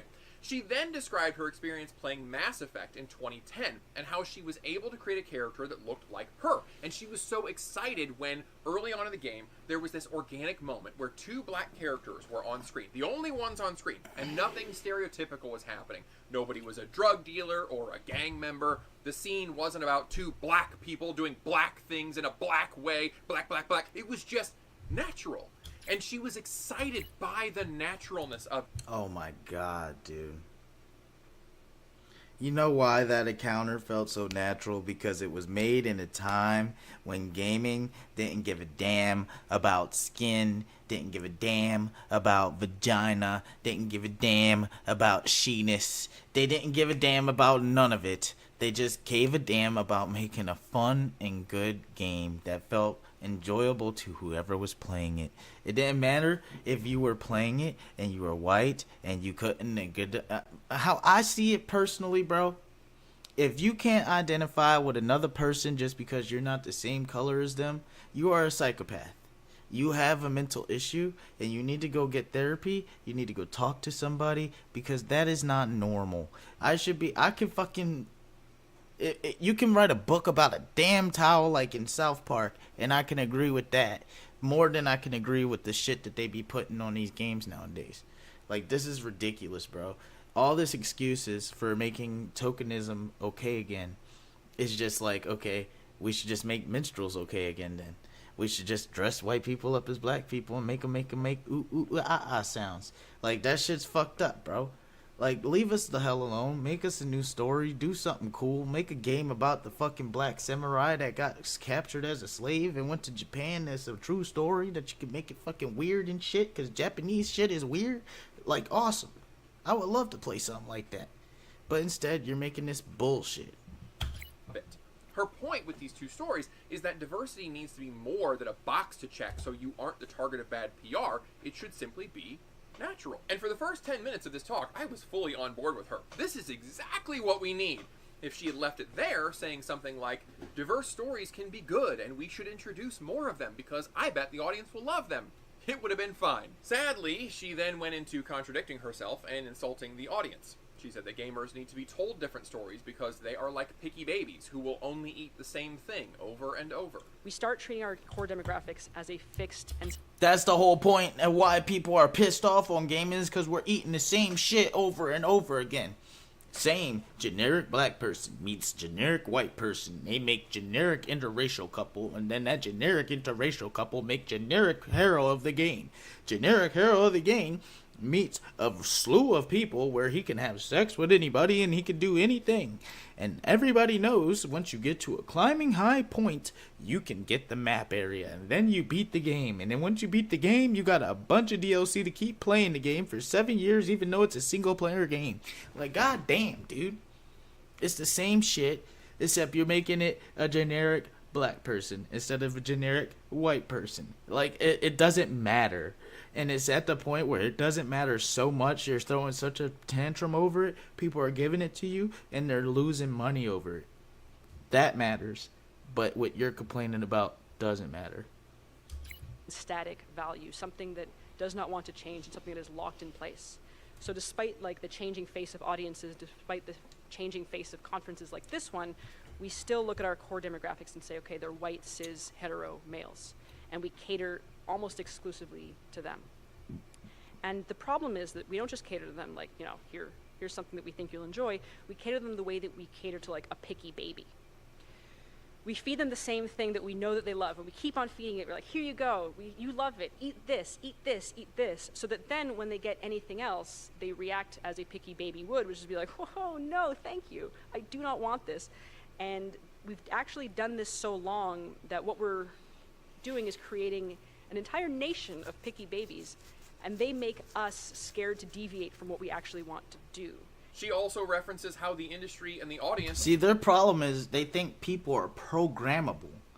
We're only programmable as children. These games are made for adults. Why are you making games that are designed for adults accessible for children to be swayed on a different persuasion of life? Like, it's not your place to do that. It's not your place to keep on fucking doing this into our video games, bro. Video games are supposed to get away from shit. Why do you think Sony's popping right now? Why do you think the Asian market's popping right now? Because their video games aren't about our reality, bro. We are tired of our reality. Our reality sucks ass. Gas prices are out the goddamn roof. Fucking food is expensive as hell. Cost of living, expensive as shit. Your fucking cost of childcare, expensive as shit. Fucking baby stuff, all that shit. Everything is expensive as hell, dude. And you are wondering why people aren't willing to pay $70 to $100 on a video game that is 9 times out of 10 going to suck ass for the first 2 years it's out. So it's like the game didn't even come out until the next 2 years because you're playing early access with extra titles. Like, that's just what it feels like in gaming right now. Are a bunch of white guys who think everything is about them, and her tone is very bitter. Then she advises developers to go to their marketing departments and scare them with what will happen if they don't include diversity. If you're a creative working in AAA, which I did for many, many years, put this stuff up to your higher-ups, and if they don't see the value in what you're asking for when you ask for consultants, when you ask for research, go have a coffee with your marketing team and just terrify them with the possibility of what's going to happen if they don't give you what you want. Because they have to consider, like, I say that out as a joke, but it's actually very, very true, because if you start to consider the people who are player and audience facing and who have to deal with mitigating harm and with keeping the sentiment around their game and their project positive, there's like a genuine value that you can impress upon them with both ethically and financially. You can say this is important. Finally, she says that games shouldn't only let players create their own diversity moments, but studios need to tell more diverse stories targeted to minorities. Firstly, I would say do not be afraid to create moments that are intentionally targeted and designed to create joy in the marginalized. The big issue here is that she wants... Oh, God, dude. It's not a big deal if you do it on a side note. Perfect example. You're playing Final Fantasy 15, or yeah, Final Fantasy 15, I do believe is the one with the, yes, it is, Noctis. Okay, so you're playing Final Fantasy 15, you meet this black girl. This black girl is doing research for her science development. She needs the help of Noctis and his crew to get certain things for her science research so that way she can complete her quest, right? You go ahead and help this black girl out. And it's no biggie, no problem. It's an organic feel to it. There's nothing wrong with it, right? Sweet Baby Inc.'s example, Forspoken. So this half black girl is getting in trouble by the law, and she's let off because she knows the law. So after being let off because she's the orphan from this miracle baby street, right? She gets transported to this magical world all of a sudden, no exposition, right? Just running away from some girls that she owed money to, right? You get to it, and everything is so played safe with the character. There's no real development with the character. By the time you play the end of the game, the only thing that the character learns is to be less of a bitch. That is it. And that's not even what she really learned. All she learned is that your friend or people that can be around your friends can be your family, I guess. That's their lesson to her story. But the whole problem with that whole lesson in that story is that it doesn't make sense. It doesn't matter. And all you did was make a game to appease your ego. That's all it was. And people seen right through it. And that's why nobody really liked the game. It's not even about what it was about. Like, it's just about the principle at that point. You're insulting the people that's buying your product. Wants it both ways. And this is a common theme I see among proponents of diversity and inclusion. Sometimes they say, hey, we don't want special treatment, we don't want tokenism, we simply want to be a normal inclusion in the product without being tacked on so you can use us. And I love that message. Hell yes, we need more of that. But when it's convenient, she also wants special treatment with stories directed specifically to minorities and wants to pull the I'm helpless, it's all white guys around here victim card. I see this often. We want to be included in a normal way, but we also want to be treated special when it's convenient and victim status can be leveraged.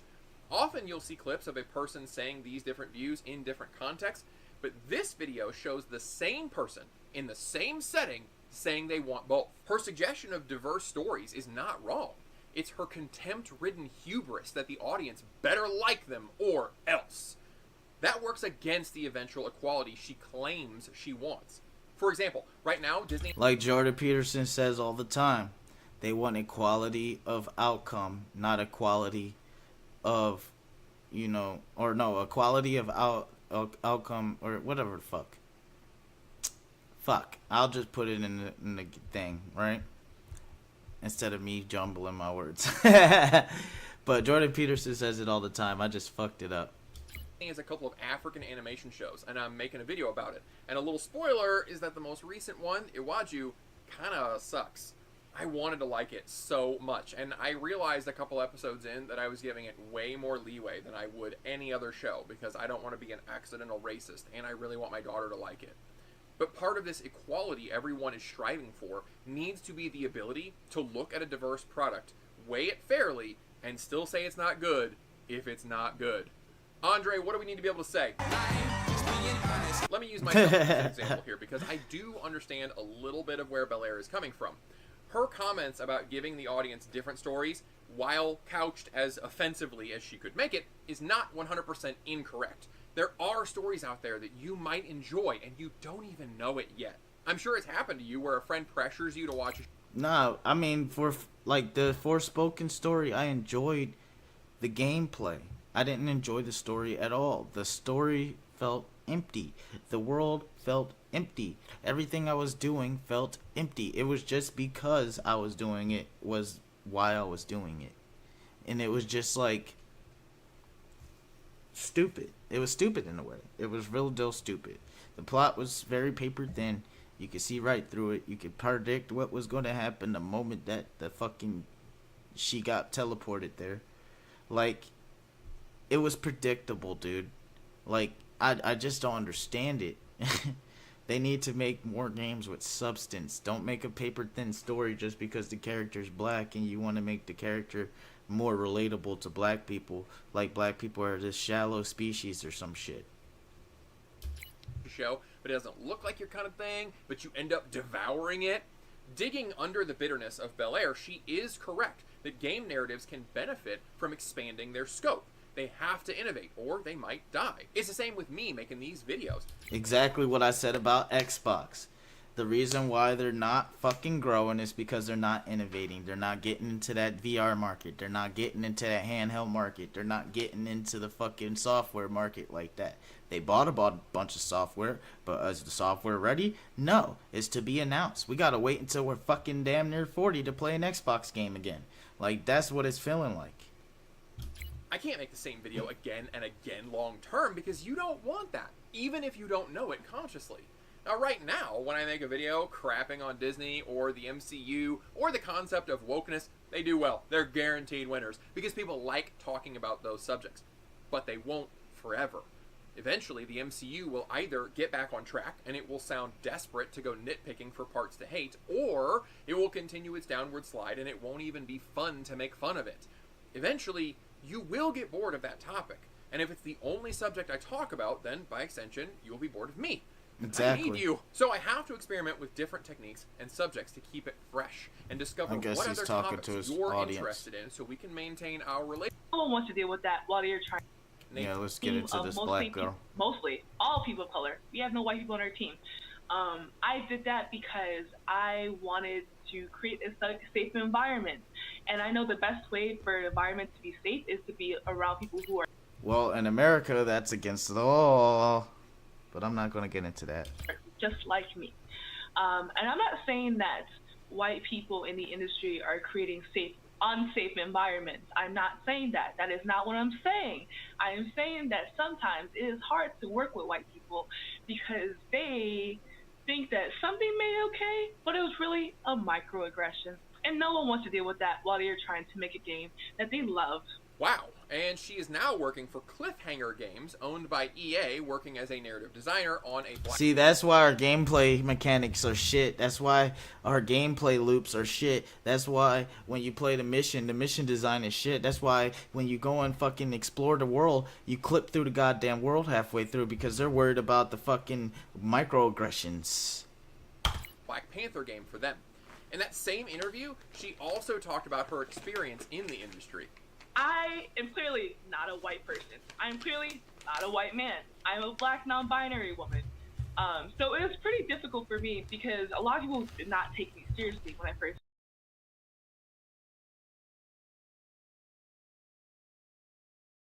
take me seriously. Like, is it because I'm black? I mean, it probably is, but like... No, it's because you're a black non-binary person that obviously looks like a fucking lady with, you know, lip gloss on and outliner on with pink shit on, and you fucking sitting there and you're trying to make yourself to be this person that's not binary because you're somehow special and you're better than everybody else, and you need to label everybody else cis because you are better because you have an understanding of your aura and life judgments, and you can't understand how life functions, and that's why you keep making garbage and costing people millions of dollars to produce your bullshit. Like, this is that same victim mentality that I'm talking about. On its face, it's insane that she would flat out admit she doesn't hire anyone from a certain race because they don't make her feel safe. But it's also funny that diversity is being touted as this silver bullet to storytelling and makes every product better simply because people who look different worked on it. And yet, here is Lalanders saying that she works best when surrounded by people who are just like her. Why? Because everybody there is fucking 40 minutes late. Everybody there wants to fucking go on TikTok and Instagram to find out different ideas for fucking video games instead of sitting in the writer's room and actually putting something contributable to a video game character based on a certain African heritage that you have to put a fucking ounce of work into that you're not doing because you rather be worried about pronouns and your fucking description. The hypocrisy is stunning. Her other comments are hilarious as well because they display the hypocritical side of... And I have no qualms about these people. I just have, or what they do in their life. I have a qualm about them interfacing their life into my shit. I don't want to fucking deal with your bullshit. I got my own bullshit to deal with. If I'm paying you $70, I don't want to have an ounce of your difficult ass life in my shit. That's how I feel about it. Oh. Claiming oppression. Wrong space She bar. said people don't take her seriously. Is it because she's black? Probably. So what that means is that she created angry, mean versions of other people, made negative assumptions for them, about them, and called herself the victim of oppression. The judgmental one in this scenario is Lalanders. I saw such an amazing explanation of this in an Instagram reel of all places. A guy was saying he doesn't worry about how other people judge him anymore because they probably don't. He said he realized he was making up ideas about other people, assuming the worst about them, creating... Exactly. You're sitting in your head paranoid. You're like, oh, that white guy over there is looking at me all weird. And then that white guy's in their head like, yo, what the fuck is wrong with this dude? And then fucking, you're just sitting there like, at the end of it, like, oh, man. And what is the old adage that they say? You assume and you make an ass out of you and me. Except those people are just making an ass out of the whole damn fucking situation. An imaginary them who then had mean judgments about himself. That's what Lalanders is doing here, living in this made-up reality where she assumes the worst about everyone around her and then tells herself that she's the victim of these non-existent crimes. Bitch, it's called self-esteem. Exactly. It's esteem of your motherfucking self. Exactly. How the fuck can I fuck up how you feel about you, simple bitch? Maybe nobody took you seriously because exactly. you're young. That's quite common. Maybe it's because you describe yourself as a MILF in training, or that you're non-binary. That's a label that many people don't take seriously at all. And maybe you just do poor work. There is a cornucopia of reasons for people to not take us seriously, but naturally she assumes the worst one because it's the easiest. I listened to the whole 22 minutes, which I will link below. Her whole worldview is nothing but a whiny victim narrative. She doesn't talk about anything. I'm not surprised by the least bit. I can guarantee, I can guess what he's about to say. She is a victim. She is being impressed by the police. Her brother, her sisters, has been killed by the police.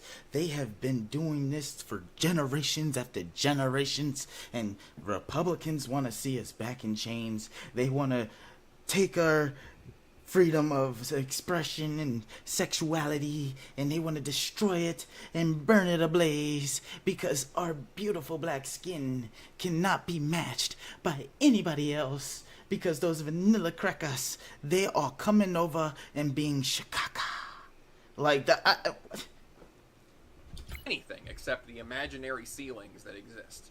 You know what I mean? Like, it's just, it kind of sucks that, like, it kind of sucks that people saw me and they're just like, whatever, we're not gonna take her seriously.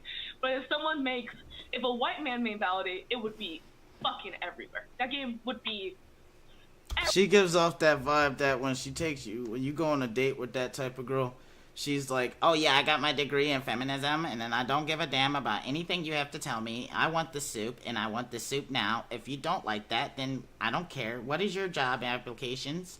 What is your fucking monthly salary? Like, she just don't shut the fuck up. She's a narcissist. everywhere. What the hell are you talking about?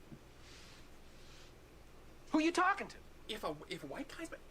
have you never seen the mountain of indie games made by white guys in Steam that go nowhere? Did we look at the individuals who make a game before buying? Guys, a couple years ago, I saw ads for this Kickstarter about a company making a game that looked and felt like 1995's Chrono Trigger. It was called Sea of Stars. Here is footage of me seeing the Kickstarter. Damn, what is that, bro?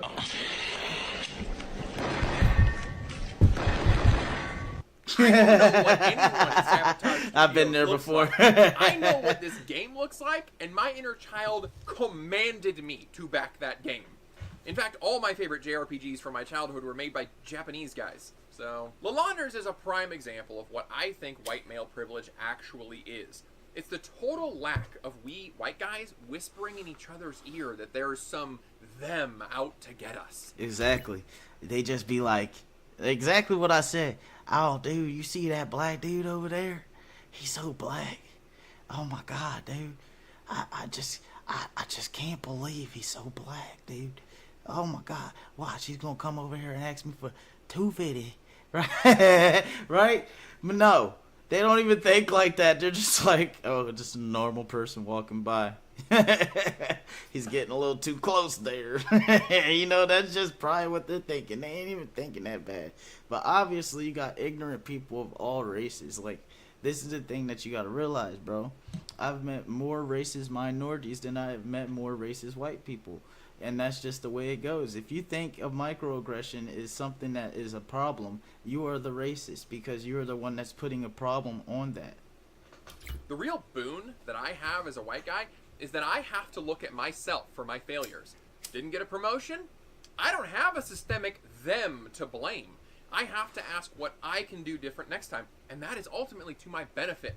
This is why I'm hard on the Manosphere and the Red Pill guys, because they're trying to cultivate this attitude in young men, and it is a mental cancer. There's also this weird rebellious attitude that you see often here that's like, I'm persevering despite the haters. Ha! How do you like seeing a black they making games? Are you triggered? It feels strangely accusatory, and it's misplaced. Nobody was holding you back. We don't care. You're raging against a machine that does not exist. Whoop, quick break for dad mode. Yep, I know what that's like. So,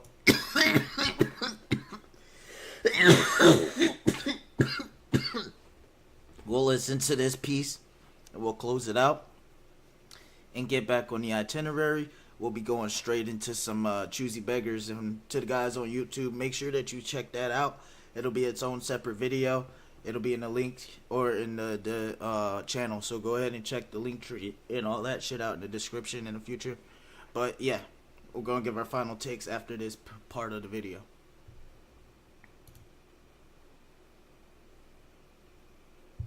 Offensive because their hobby is not only looked down on by society at large, but they are also told from within racist, transphobic, all the usual terms. My issue with this is that instead of making quality games with different storylines, as Bel Air says is needed, they are trying to inject it into existing franchises. This is what we've been seeing in the movie industry as well. Latch on to popular IPs and inject your own narrative into it. When we do get a diverse character, like in the recent Forspoken, the game is trash. Exactly. And why should we be expected to praise it merely because exactly the what I protagonist said. is a black girl? This smells like shit. It is shit, Austin. The other side is an audience that feels defensive because their hobby is not only looked down on by society at large, but they are also told from within the industry that they are bad people because they don't want their entertainment, their time to unplug, to be used as a message for social justice. This is why I'm against it. I don't like being called a sexist merely because I enjoy Zelda, and then someone like Anita Sarkeesian tries to tell me that I have a subconscious love for saving damsels because psychobabble. What always strikes me about this kind of logic is that they're saying we've all got these unconscious biases, and the only way to fight them is by consciously engaging in their open biases. Also, gamers are tired of being told this by outlets that seem to lie about games in their reviews and coverage. Now, something I think needs to be added to this discussion is that these consultants are not the only reason the game industry is having issues. I said I'd touch on another Sweet Baby game, and that is Suicide Squad Kill the Justice Exactly League. what I said in the This one beginning. is their most recent game they consulted on, and it has some content that falls into the social politics category. The game They apparently made Harley Quinn strongly ugly as implies fuck. that this villain, King Shark, is queer. Batman is painted as an evil billionaire. And a Lot gay of liberal shark. talking You got a points, but gay that's fucking not fish, why the bro. game is bad. It's bad because the story is bad, and the gameplay is not fun, and the game is not finished. I watched a couple reviews on this one, and the complaints are wide-ranging. So the involvement of Sweet Baby And the story is but a ain't got nothing single to do with facet it, or of the sexual failure. orientation When a game got becomes nothing to do nothing with but it. a content product that needs to get out the door, They focus too that's much when you on bring it in and narrative didn't fucking consultants to get write into for the you, game and you making. slap it all together, and you get a bad game. It's important to get perspective on this trend in gaming. Studios are not prioritizing the player, and consulting firms like Sweet Baby are a symptom of this failure to serve the audience. Why would a company like Rocksteady bring in Sweet Baby? Because they are... Yeah, we're the unelected ambassadors of all gaming. We know exactly. We have our finger pulse on the gaming market, and we want you to consult with us instead of consulting with your Reddit or your Discord to make sure that you go ahead and make the game as best as possible. We have trained professionals to make sure your game runs as smooth as possible, and then boom, they just make sure that the game ain't racist. Are a subsidiary of Warner Brothers, and large companies like that operate partly on investment dollars, and one way to appeal to investors is to get your ESG score up. The way games are funded, you don't use your own money, even EA, okay? And what has been the cheapest money while interest rates were still low, a couple of years ago? It was ESG financing. So they bring in sensitivity readers to show they're being good. Please give us money. And also, please, internet, don't hate us. We don't want to be the next Harry Potter game where... Because BlackRock... BlackRock made it a point to force that DEI shit into video games. bunch of chronically online idiots make a fuss about a game they weren't even intending to buy, but claim they will boycott it. Ironically, the Harry Potter game sold like crazy and was well received, but Suicide Squad customers... Ben, how would you sum up their thoughts? Yeah, exactly. Distributors had to give a lot of refunds after the launch. Alright. I'm gonna get into my final. If you want to go and check out Greg Owens' channel, he's on YouTube. Go ahead and give him a check out. Show him some love. But for the YouTube guys, my final thoughts on this Sweet Baby Inc. Xbox debacle bullshit going on with gaming right now. In my gaming news analysis through the entire night, guys on YouTube, it's through a variety of videos. Go ahead and check them out. They'll be posted by Monday. What's it? I don't know. Monday. Just look for Monday, right? Look at, you'll see a bunch of these, right? All of them tie into each other in some way. If you want to see the whole live, just press the live tab. You'll be able to see the whole thing. So that way you ain't got to click video through video. But Sweet Baby Inc. is a symptom of the overall gaming debacle. Like this guy said, they invested into a place they shouldn't invested. They got money from a devil that they didn't know the deeds from. They cashed a check that they could not handle because their ass is dealing with it now. They have these marketing firms coming in to consult them on their DEI because that's how they're making their money. They're not making their money from us. Their money that they're making from us is the loan that they're paying back for getting their money from us up front. And whatever's left over is their profit. That's why they fire the shit out of developers left and right and then rehire them at different developing companies, and then boom, you have a new game that comes out, and then that game gets big, and then the next sequel that comes out is utter garbage because modern gaming, right? That's the way it's going to be for at least until, like I said in the beginning of this, all gamers need to stand up. We need to be like, listen, this is enough. The only way that we can stand up and do it, and I'm willing to do it myself, I'm not even just talking like most of these YouTubers just talk. I don't care if it's for content. I don't care if it's the biggest and baddest game out on the market. I'm not touching anything with their logo on it no more. The reason being, I need to start voting with my wallet.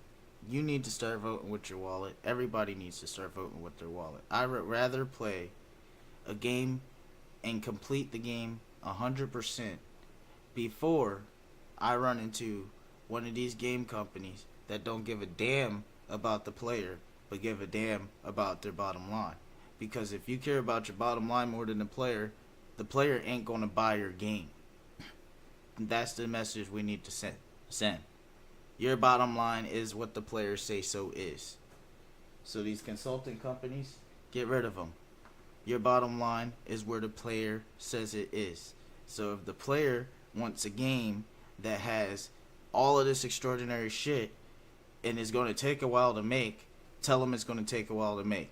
Don't just try to make the fucking game come out of nowhere. Make a small term investment. Give it some bleed funding into it. Don't just give them a fat ass check and tell them, here you go. Bleed funding into it and fucking make it over time like it's supposed to be made. Stop rushing these easy bait. Like, you know what we're getting right now? We're getting the Gordon Ramsay microwavable food. It's not the Gordon Ramsay food that we see at E3 and all of these press conferences where they show the cold and the crispy shit. We're getting the microwavable shit that looks fucking wet after we microwave it. That's what we're getting. Half-baked ass baloney. So, like I said, us gamers, we need to unite. We need to get past that. And if you like that content, if you like this deep dive on Xbox, hit that like, that comment, that subscribe, all of them love buttons for your boys. And I see you later on YouTube. Alright guys, on the live stream, what do we have here? We have something extra for the live stream. I guess it's going to be extra for YouTube too. But, no introductions needed. I will make a special introduction later. We're going to go ahead and get straight into this. I got a tab open for you guys. So this is just special treat. We're going to go ahead and dedicate a little bit of time. I'm going to call it Smokey's Hour, right? We're going to look at some choosy beggars. So r/choosy beggars, if you're not familiar with him, he put me on to these. I'm not even gonna. I'm the type person, if I got something from somebody else, I'm gonna shout them out at least. I'm not just gonna sneak diss them or just come over and snipe them and take they shit from them that they worked hard on making up. You know what I'm saying? But r/choosy beggars, bro, shout the fuck out, because these are some of the best fucking things in the world to read. All right. So we're going to scroll through these and look at some of the best ones. Let's go ahead and check them out. So, hi all, struggling with money at the minute. If anybody wouldn't mind buying myself a partner and 2 kids food for the night, we'd be very grateful. Chinese preferred, not overly fussy. We will settle for pizza, burger, or kebab as long as you get me a can of Guava Rubicon. PM. Please please PM me for address. Thank you. So I guess this person, let's see the comments on it. PM me for address so you could deliver them after you pick up the dinner and their beverage. So pretty much this person is expecting people on the internet to not only feed them, because this is obviously a Facebook post, right? They're not only expecting their friends on Facebook that actually save their money and do what they have to do in life to feed them, but you have to feed me Chinese, preferably. Not overly fussy, but I will settle for a pizza though. And if you will get me a pizza, can you get me a burger? But I need a can of Guava Rubicon. PM me for, my address so that way you can send me some food, because I was too lazy to go to the store and get some. Let's go and see what's up. So we'll look at this one. Hold on, I'm going to look at the best ones. I want to read some juicy ones.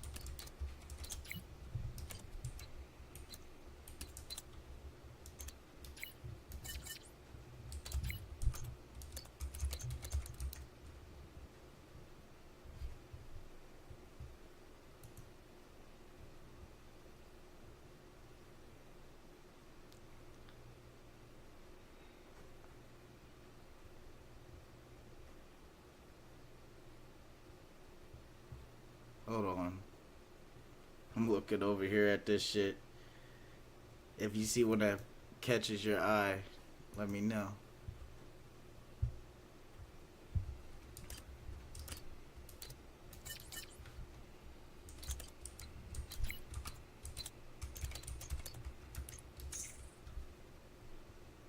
Okay.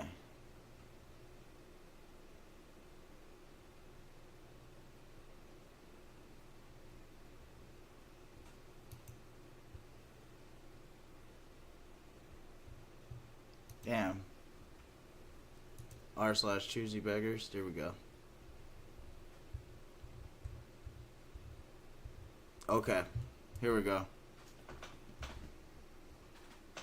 Found it. Alright, so we'll go ahead and do it up. and it looks like it's a two-parter.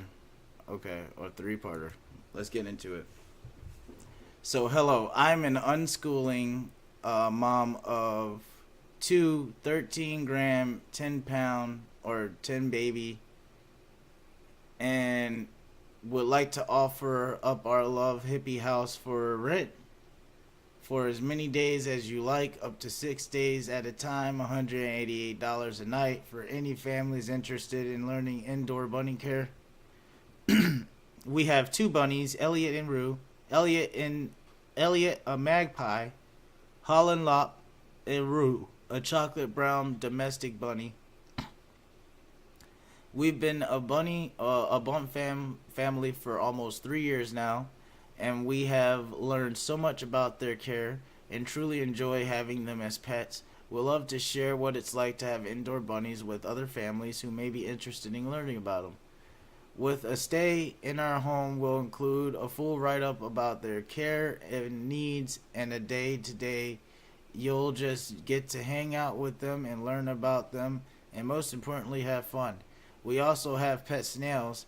We watched them grow from eggs, and they were laid on Christmas Eve, that are also very fun to play with and learn about as well. Okay. We do have an antisocial kitty in one of the bedrooms who will stay under the bed and need a couple scoops of food and some water twice daily and a checkup on the litter box, but she will otherwise most likely want to be left alone. Our home is located in blank, about 20 minutes outside of blank, in a very quiet suburb gated community. To share a bit of our neighborhood, our community connects to a golf course, and there's a golf club across the street. There is also a walking bike trail, 5-minute walk from blank from our home, and many of our trails, parks, and splash pads and community pools officially open for the kids nearby the city. Okay, sounds pretty good so far. Not too bad. Besides all the fucking animals. Let's skip that last part. Thank you for your kindness and response. I truly appreciate you for sharing your perspective. At the end of the day, I stand by what I initially said and what we have to offer. If someone does not see the value in what I'm offering here, then it's not their right to experience for them or their family. This is not a post seeking a pet sitter, and if it was, then I can understand the negative response. But even so, I also seen plenty of posts offering rentals and pet sits simultaneously in the group, but I digress. I could list my apartment on Airbnb for $240 a night. Night at Green Valley Ranch is showing up on my end of over $400. But maybe I'm missing out on something. As far as I'm concerned, this is a discounted rate, and I'm not simply offering my housing accommodations. I'm offering my energy and availability throughout the stay as well. My intention is, and offering up my home was in the hopes of maybe a family in this group has a kid or kids who have been asking for a bunny, and the family has no clue where to start with caring for one and would like to learn the process and have assistance with the family experience to help them along the way. Or maybe a family would just like try it out just to see what it's like since they aren't common pets.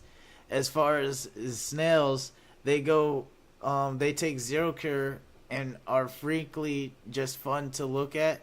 I stated the cat lives under the bed, but scooping scoops of food in a bowl once a day while you're here counts as pet care. And then I stand corrected. I am not MGM, nor do I have the financial backing of a corporate company. We are talking accommodations with Wi-Fi, running AC, power during the summer heat, in a home with fully functioning kitchen, which would not be a part of the hotel. Stay in a resort-style area with restaurant, shopping, casino access, and all-in-one. Also factor in the cost of professional cleaning between families, because I, for one, would not want to be in a clean, or I would want to be in a clean home. Again, if the value in the experience isn't seen, this experience isn't for them.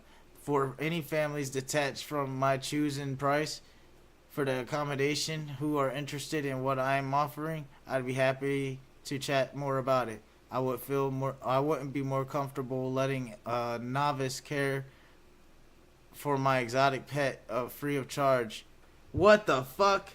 So, I don't even gotta read no more. This person, just to go through it, this guy is trying to charge $188 per week to stay at his house with fucking, what'd he say? He got snails. He got rabbits. If you ever sat in the house with rabbits stink. They smell like dookie. Like, you got rabbits, you got fucking snails, you got cats, you got all types of shit in your house. You telling me I gotta be the one to watch these motherfuckers, and I gotta pay you to do it? Hell no. Hell no. And you want my kids to be free labor because you know an adult ain't gonna go for that shit. I gotta pay you all this goddamn money per week, and I gotta take care of your animals too? What the fuck? Hell no, bro. People are out of their goddamn minds, bro. I swear to God they are. Let's go ahead and check this out. Let's check the comments. These are funny. Hi all. I'm struggling with money at the minute. If anybody wouldn't mind buying my partner some Chinese food for the night, that'd be great. I seen this. I didn't see the comments though. Are you joking? What's wrong with jam and bread? Somebody said something in a foreign language. Oh god, dude. They were roasting her ass in the comments. Oh, there's more.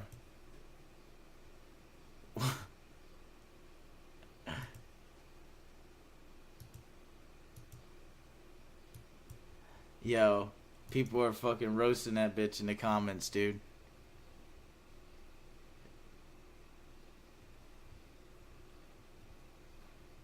Okay, I need to go on a rant. I started back working from home on Monday and thought I had a babysitter to see about my 1-year-old while I was at work since I will be on camera.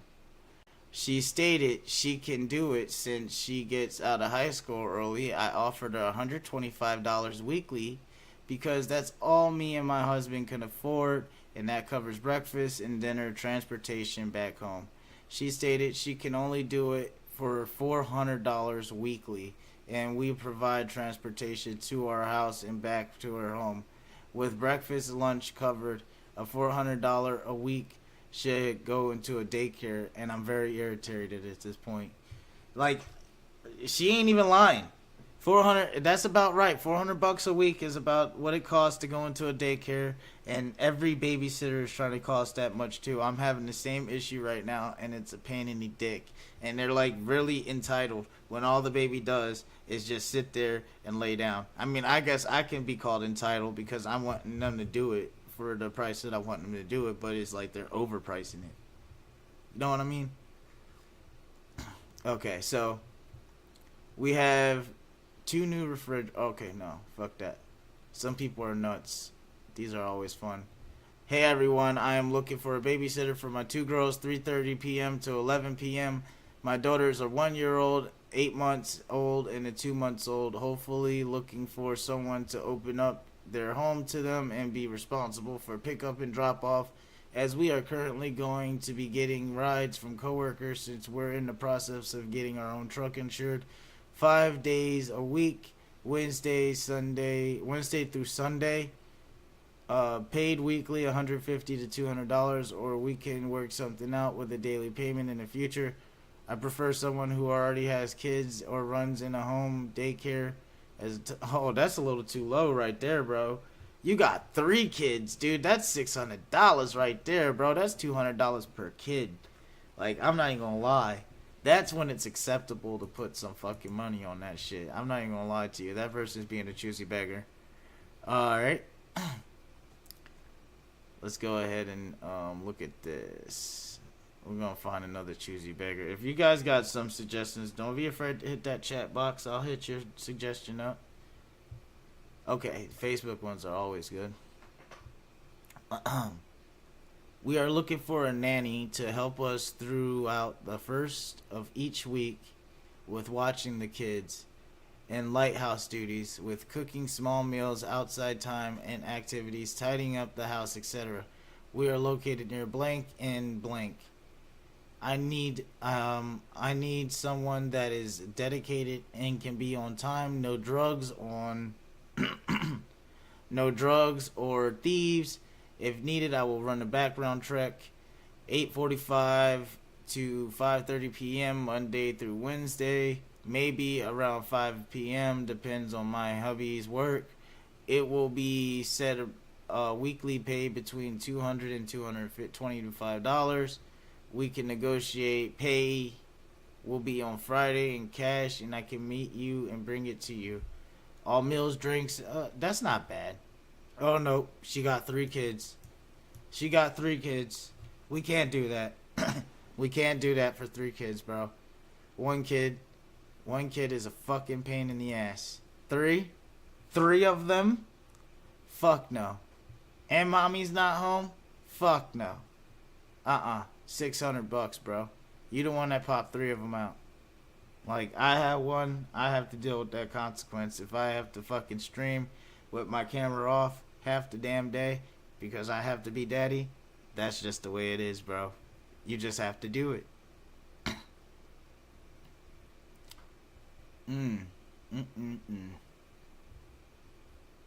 Keep scrolling down on here. See what we can find. Okay, let's check this out. Homeless woman demands EFT POS transfer after I'd already given her $5. I was walking back to my car after having dinner with my friend last week, and a homeless woman approached me for money for food. Side note, she had a takeaway container with some kind of dumplings in it in her hand and was eating them in front of me while she made this request. I looked in my purse. This is a woman, apparently.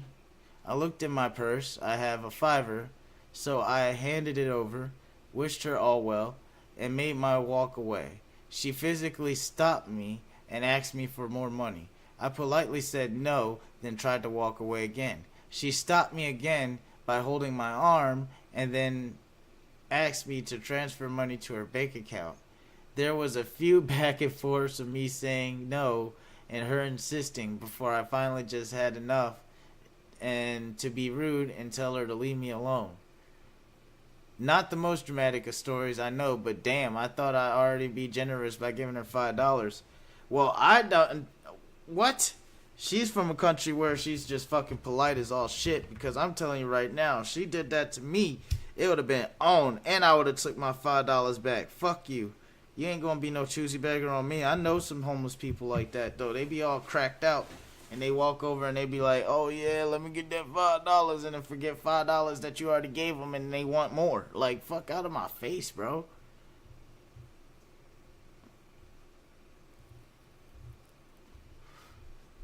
Check out some of this. Check out some of this. Ooh. These are all comments on that. Let's check out some stuff on YouTube. You guys got some YouTube videos for me? What y'all got for me? Go ahead and hit that chat. Stop being so scared of that chat button. Hit that chat up. What y'all want to watch?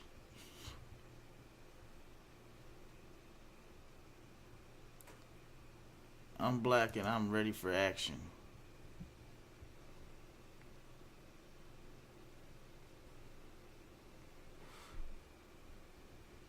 What the fuck is that? That's a big ass crab. Got me sounding like fucking Sniper Wolf.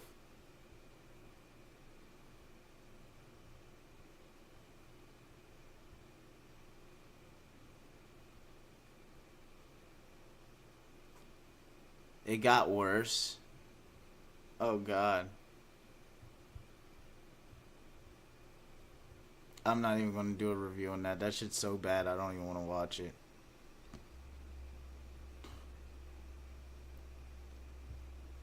Oh, God. What do we got on here? What do we got on here? Video. Show me something.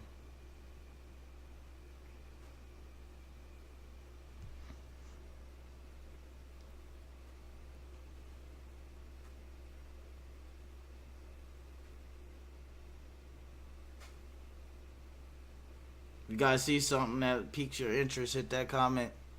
Let me know something.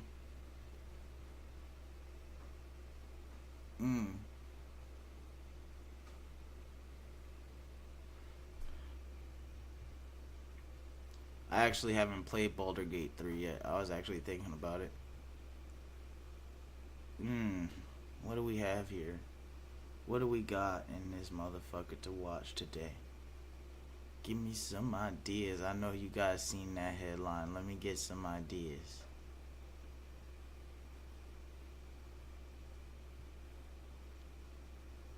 Burn it down. Oh, God. I couldn't Give them even food, finish grab this them things, video. etc. Some feeders have If even you guys expressed how aren't their familiar feeders will with put Meat cake Canyon, or the meat or goddess, something like. The meat god, I should say. The man with all the meat. The greasy nipples of God. This guy, Meat Canyon. He has a channel called Papa Meat. Give it a chance. It's real good. Verily, there's something called a feeder culture, and it's disgusting. I'm gonna show you a glimpse of that now. Talking about fetishes again. I know. On this channel, we talk about a lot of.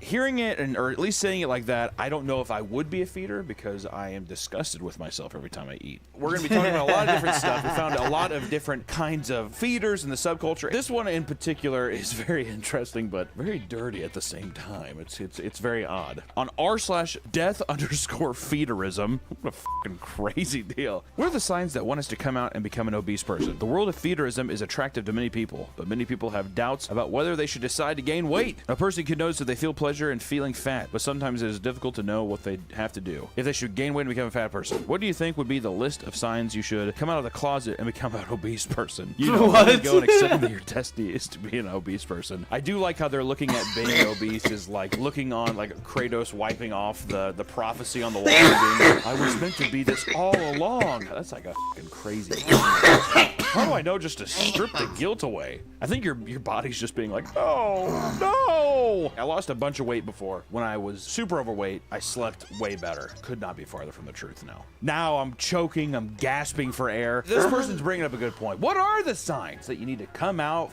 let it all go, and let it all in, technically, right? And there are two sides to the fetish dynamic. First, you got the feeders. And feeders are individuals who claim to be sexually aroused by feeding their partners. That's Oh Nick. no. Nick to me. I can't Nick, it's watch horrible. this. I'm gonna throw up. Oh no. That shit's gross. Hurt my stomach already. Well, if we ain't got no more content to react to, I guess it's time for some good old Stellar Blade.